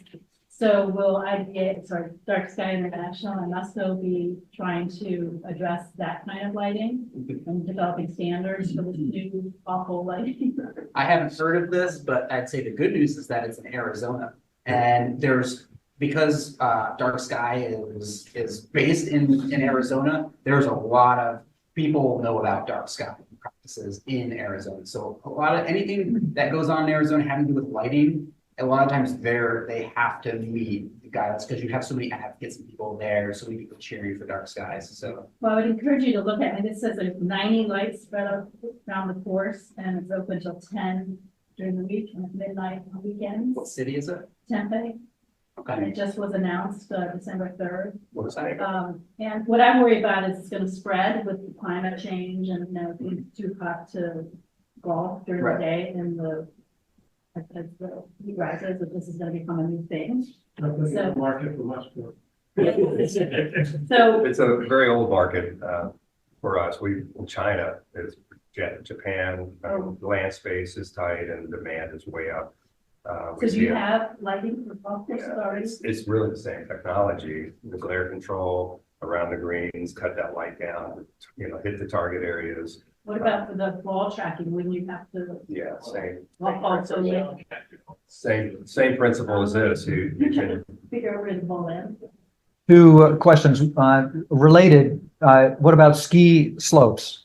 Is Musco involved in lighting ski slopes? yeah. And can it be done? Ski slopes are easy because you don't really have a lot of aerial issues unless you're going to jump. So getting the light down onto the surface, you can cut that off and you don't see the light source at all. You You can reflect it, but that's going to happen no matter what. And So, this has been done, there are good examples around the Sure. US? Yeah. Great. Can you name a couple just so we can start looking into it? you know what? I'll get you a list. Great, super. I don't cover that area. Okay. So, One more question, or I guess a comment, a warning. This is new to many people, that it can be done right. Yep. And as you probably know, a lot of dark sky ordinances have exceptions for sports lighting. And we should stop doing that. Should have a referral to the sports lighting program. Right. And actually in the legislation ordinance model stuff that Dark Sky is doing right now, that municipalities can adopt, when it gets to sports lighting, it's probably going to say, refer to the Dark Sky sports lighting program for guidelines. Right. So Great. that's a- Super. It takes all the pressure off everybody because then they don't have to get creative and task themselves with trying to figure out how to do it. They see what they like. That's the experiential part. If they see some of these facilities and they're dark sky, both designed and approved, then it's that running with the herd mentality. I want what they have. If you can do that on my facility, then we're okay with it. And it's in its entirety, the controls, every aspect of it, not just, glare. James and Mike, thank you very much again. Thank you.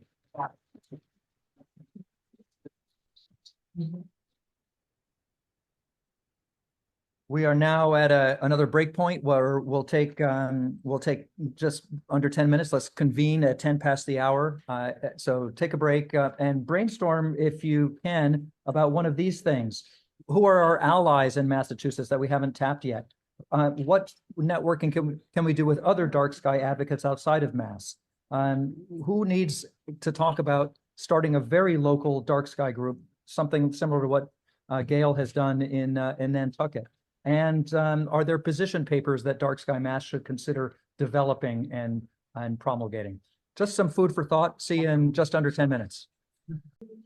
My current job is to interrupt your excellent stimulating conversations. I'm sorry, but we've got about 15 minutes left, and we want to just spend those 15 minutes doing a little bit of brainstorming together.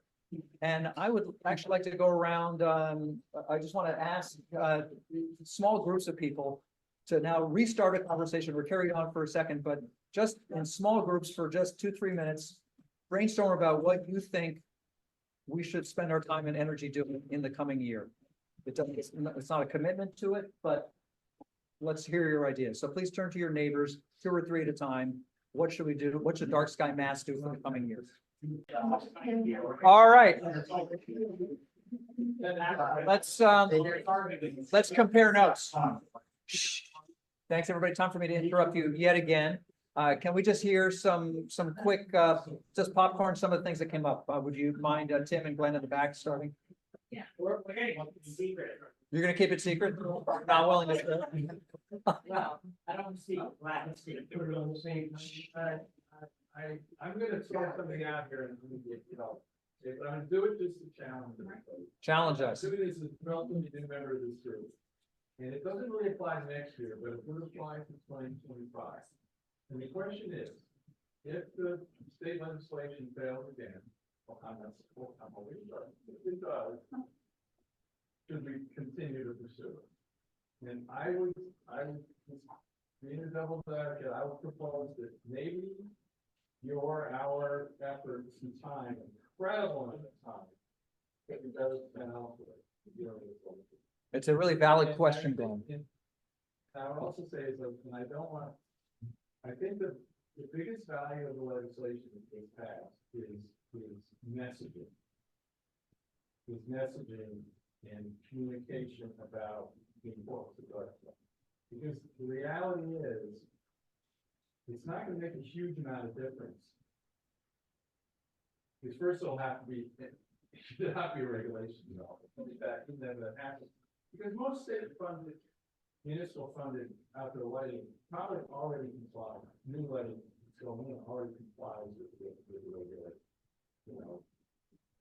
More like whatever. So, but the model ordinance and the model bylaw enacted in more and more towns would have a lot more impact. So I guess what I'm saying is like, think about putting all the energies that have been put in over the last 20 years, as Kelly said, like to trying to get the state legislation passed. And putting it into getting local ordinances passed. You can yell at me. No, Glenn, first of all, that's not just one popcorn, that's like a bucket of popcorn, but it's a big one. You raise a very valid question. If you didn't hear it online, the point was, should we consider taking a break from advocating for statewide legislation if it happens not to pass in this session, and put our efforts into the fight elsewhere? You know what? We don't have to solve it right now, Glenn. It's a really, really good question, and I think it's going to come back for us soon enough. Yeah. Okay, but let's quickly go around the table. How about here, Norm and James? And we talked about headlights. Headlights for motor vehicles. Yeah. Right. You know, the extreme blue glare and high candela. Yes, it's going to be very difficult for the state to regulate that. The feds, it's one of the least regulated parts of motor vehicle safety at the moment. There is a change.org petition called Ban Blinding Headlights, which you can join, and then you'll be on a list that gives you regular info about that issue. Ban Blinding Headlights on change.org. How about at this table? Animal secret. Oh. So we had 2 ideas. The first one is to increase the level just visibility. So through social media, through radio, and just keep increasing the media visibility Of the DarkSky chapter. of this chapter. And what we're doing. And then the other idea was to what did we call it there? Educate through statewide associations. Focus on all these groups that Dan has mentioned. So I made a list: police, native plants, conservation commissions, boards of health, state parks, superintendents, park and recreation boards, universities and colleges, town managers, engineers and architects. And apparently Mike Berry has a great list done already, So all those are fields that have statewide organizations that we could tap into, attend their meetings, give them talks. Right. So one is populace, and the other one is starting on decision makers. And so we float down, float up. Great, great. Right in the middle. So a great brainstorming for how to elevate our visibility. Thank you. How about in the back? We contributed to that. Oh, okay, all right. Thank you. How about at this table here?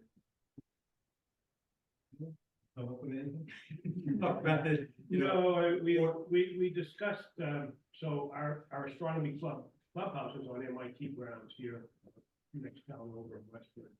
And there's a warehouse building across the street. And this is an MIT Haystack Observatory, and they put up wall packs on all four sides of the building, right across the street. It said, but it's okay, because we gave you a switch to turn them off if you're there. And I worked with a couple of other people too. First of all, our observatory runs at times, it runs without people on site. So we had no way to turn it off, turn these lights off when we use our observatory. We're doing actual science research. It's not just pretty picture stuff. The other thing is we have a meteor detection camera. And we also have an all-sky camera that our members can use to see whether they can see it online, whether or not it's worth driving up to the site. And we eventually were able to convince MIT we got to go through their electrician, who doesn't really care too much about that sort of stuff. But we got them to agree that we would put in a light, a down light with an amber, very low wattage amber over the door, so that when the security guard came around, he had a lighted doorway to use, and we still have a switch to turn that off. But they misunderstood us a little bit. They said, "Oh, we're taking the wall packs off the building." Well, they went and put LED wall packs. Oh, no.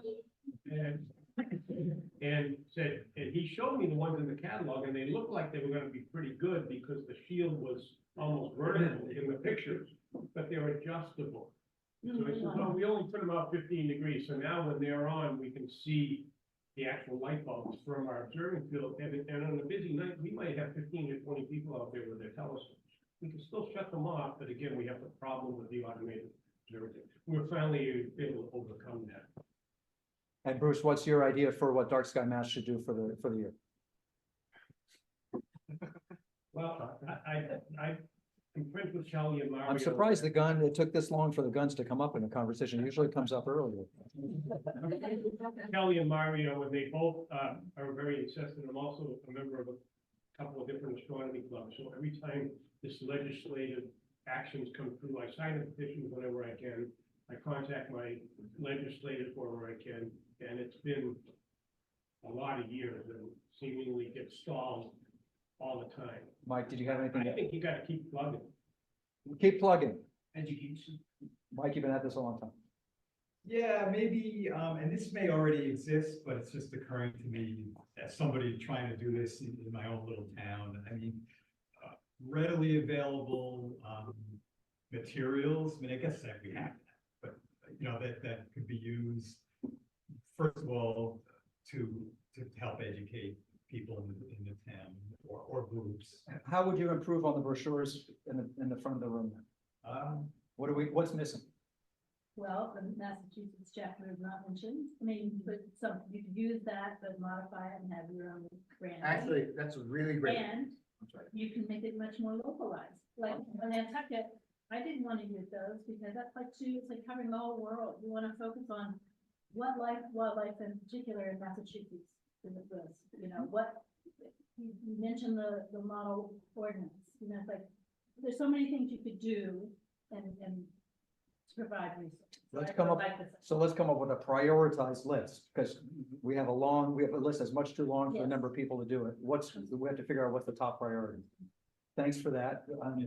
Those are great ideas, and I want to just give this last table a chance. Max is from Cambridge and is despairing of the lights that he's got there. We were talking about the fact that Cambridge first of all, has an outdoor lighting ordinance that he wasn't aware of, and maybe there's some remedy for him there, but he was thinking that maybe he could help restart the outdoor lighting task force that died on the vine several years ago. So, but my biggest, what causes me despair is that there are all these great ideas. I think one great idea is we have dozens of towns in the Commonwealth that have outdoor lighting ordinances that would benefit. So they've gotten that far on it. that would benefit from being approached to say, hey, maybe you want this new improved outdoor lighting ordinance, like I'm gonna do here in Chelmsford. But it requires boots on the ground. And what I despair is, as much as we are active, there's not nearly enough of us to do even the low-hanging fruit.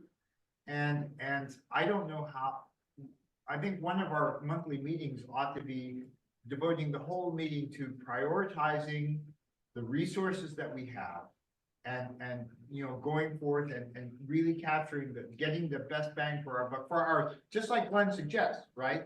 That maybe the hours that we spend going after the legislation could be better spent elsewhere. I will say, Glenn, that there are a lot of cities and towns that have now gotten their return on their investment from their original LED purchases, and they're looking to like do the next gen. And so our legislation would help in that respect. But I take your point that we can perhaps be more effective locally rather than statewide.